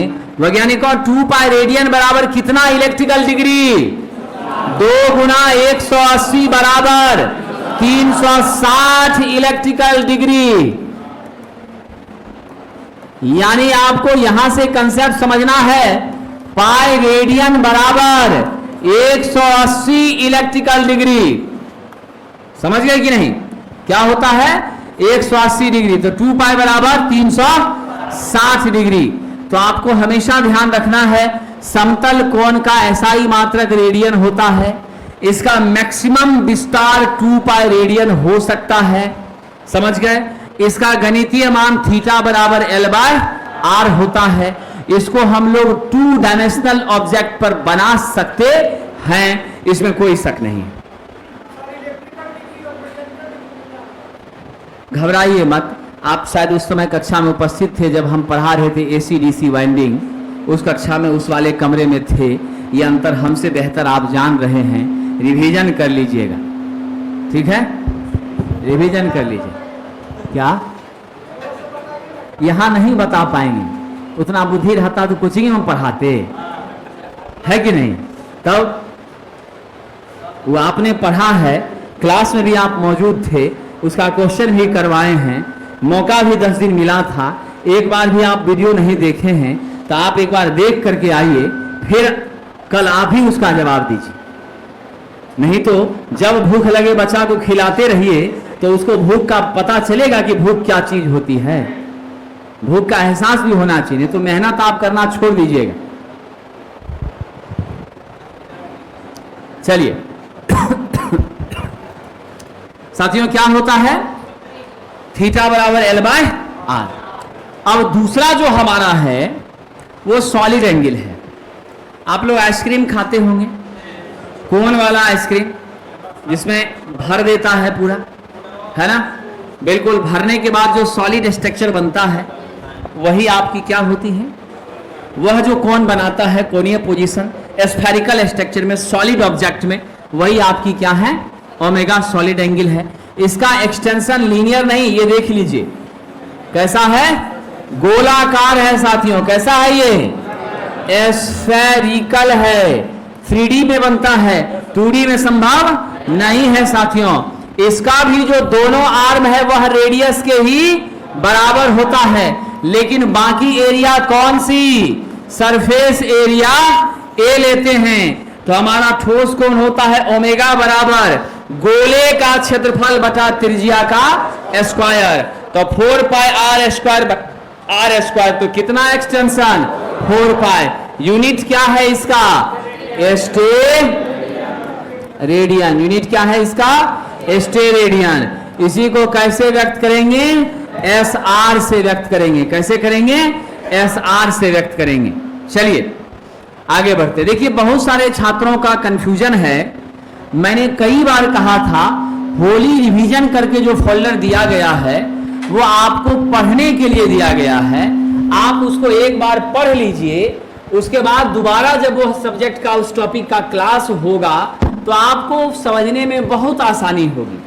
लेकिन बहुत सारे बच्चे बिल्कुल भी उसको पढ़े नहीं और उन्होंने फोन करना शुरू कर दिया कि मास्टरवा हमको लूट लिया, पढ़ाया नहीं है, वीडियो हमको धकेल दिया, लुटेरा सब है। अब क्या कहिएगा, इसी को कहते हैं आंख का अंधा नाम नयन सुख, समझे कि नहीं। सामने लाश पड़ी है, कब्र खोद रहा है, 10 आदमी रो रहा है, फिर भी अकबर बीरबल से पूछ रहा है क्या हो रहा। बीरबल कहता आंख का अंधा नाम नयन सुख। हुजूर सामने कब्रगाह है, लोग पड़े हैं, श्वेत वस्त्र में हैं, रोने का कार्यक्रम चल रहा है, फूल वगैरह विसर्जित हो रहा है, लाश को दफनाने का प्रोग्राम हो रहा है, मिट्टी जो है डाला जा रहा है, और आप पूछ रहे हैं हुजूर क्या हो रहा है। तो साहब जब चीख चीख करके आपको कह दिए तब भी आप कहते हैं लूट लिया लूट लिया लूट लिया, तब आपका मन, आप बोलते रहिए, कौन रोक सकता है, देश आजाद है, बोलने की आजादी है। आइए साहब, तो एक बार अगर उसको रिवीजन करेंगे, जो चैप्टर हमने पढ़ा दिया, ईमानदारी से बताइए कितने बच्चों ने कल के पढ़ाए गए कंट्रोल पैनल एंड लेआउट को घर जाकर देखा था। 50% विद्यार्थी से भी कम देखा था।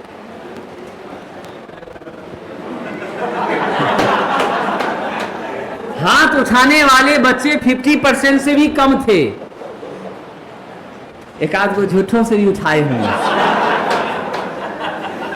अब जब आप अपने लिए इतना ज्यादा सजग नहीं हैं तब आपको कौन क्या कह सकता है। तो आप जरूर देखिए, घर जाकर रैंडम टेस्ट में पकड़ाइएगा तो ये भूल जाएंगे कि कोचिंग है। मेरा स्वभाव दूसरे तरह का है, मारपीट तो नहीं होगा, लेकिन बात से आपको इतना तकलीफ पहुंच जाएगा कि सोचिएगा धरती फट जाए, नीचे चले जाए। हो सकता है इतना बुरा लगेगा कि सिक्सर राइफल लेके हमको ठोक दीजिएगा, निकलते मास्टर को मारिए देंगे आज, क्या कहिएगा। लेकिन कम से कम 2 महीना बर्दाश्त कर लीजिएगा, बहुत बच्चा सा फीस दिया उसको पढ़ा लेने दीजिएगा। मतलब अब आपको खुद सजग होना है, आपको थोड़ी ना समझाने की जरूरत है, आप खुद जिम्मेदार हैं, खुद से मेहनत करिए, एक बार जाकर देखिए, दिमाग में पूरी तरह से आ जाएगा, समझे कि नहीं। तो हमारी सॉलिड एंगल क्या है साथियों, 4 पाई एस्ट्रेरेडियन इसका विकास हो सकता है, और ये आपकी ओमेगा से व्यक्त की जाती है। एसआर इसका क्या होता है, सिंबॉलिक रिप्रेजेंटेशन होता है। एक छोटा सा रिलेशन है, उसको आप याद रखिएगा, हमारा सॉलिड एंगल और प्लेन एंगल के बीच का संबंध है, ओमेगा बराबर होता है 2 pi into 1 minus cos theta by 2, cos theta by 2, यानी थीटा 30 है तो 30/2 यानी 15 डिग्री हो जाएगा, समझे कि नहीं। और ये स्टैंडर्ड बात आप याद रखेंगे, ये मानक दिया गया है 7.776 ग्राम प्रति घंटे की दर पर जलने वाली मोमबत्ती को क्या कहते हैं, मानक मोमबत्ती। यानी ऐसा मोमबत्ती जिसका वजन कितना हो, 7.776 ग्राम, इतना ग्राम पिघलता है कितने देर में साहब, 1 घंटे में। तो जो मोमबत्ती प्रकाश तो दे रहा है लेकिन उसके पिघलने का दर क्या है, 7.776 ग्राम पर आवर है, वो मोमबत्ती स्टैंडर्ड कहलाएगी, यानी बहुत कम पिघल रहा है, बड़ा ही बेहतर क्वालिटी का है। ये नहीं कि लगाए 2 मिनट में पूरा स्वाहा हो गया। तो हम लोग कल की क्लास में ज्योति तीव्रता को देखेंगे। आप लोग यहां तक भी पढ़िएगा किताब से, इसके आगे भी पढ़ लीजिएगा। आज के लिए इतना ही। आपको सूचना दे दें, जिन बच्चों का बुद्धा बैच है उनका छुट्टी हो गया, जिनका विद्युत बैच है उन विद्यार्थियों को 7 से 8 बजे रीजनिंग की क्लासेस होंगी। जिन बच्चों का ऑफलाइन टेस्ट है उनका टेस्ट इसी कमरे में बैठे रहिए, 2 मिनट में क्वेश्चन मिलेगा। बहुत बहुत धन्यवाद।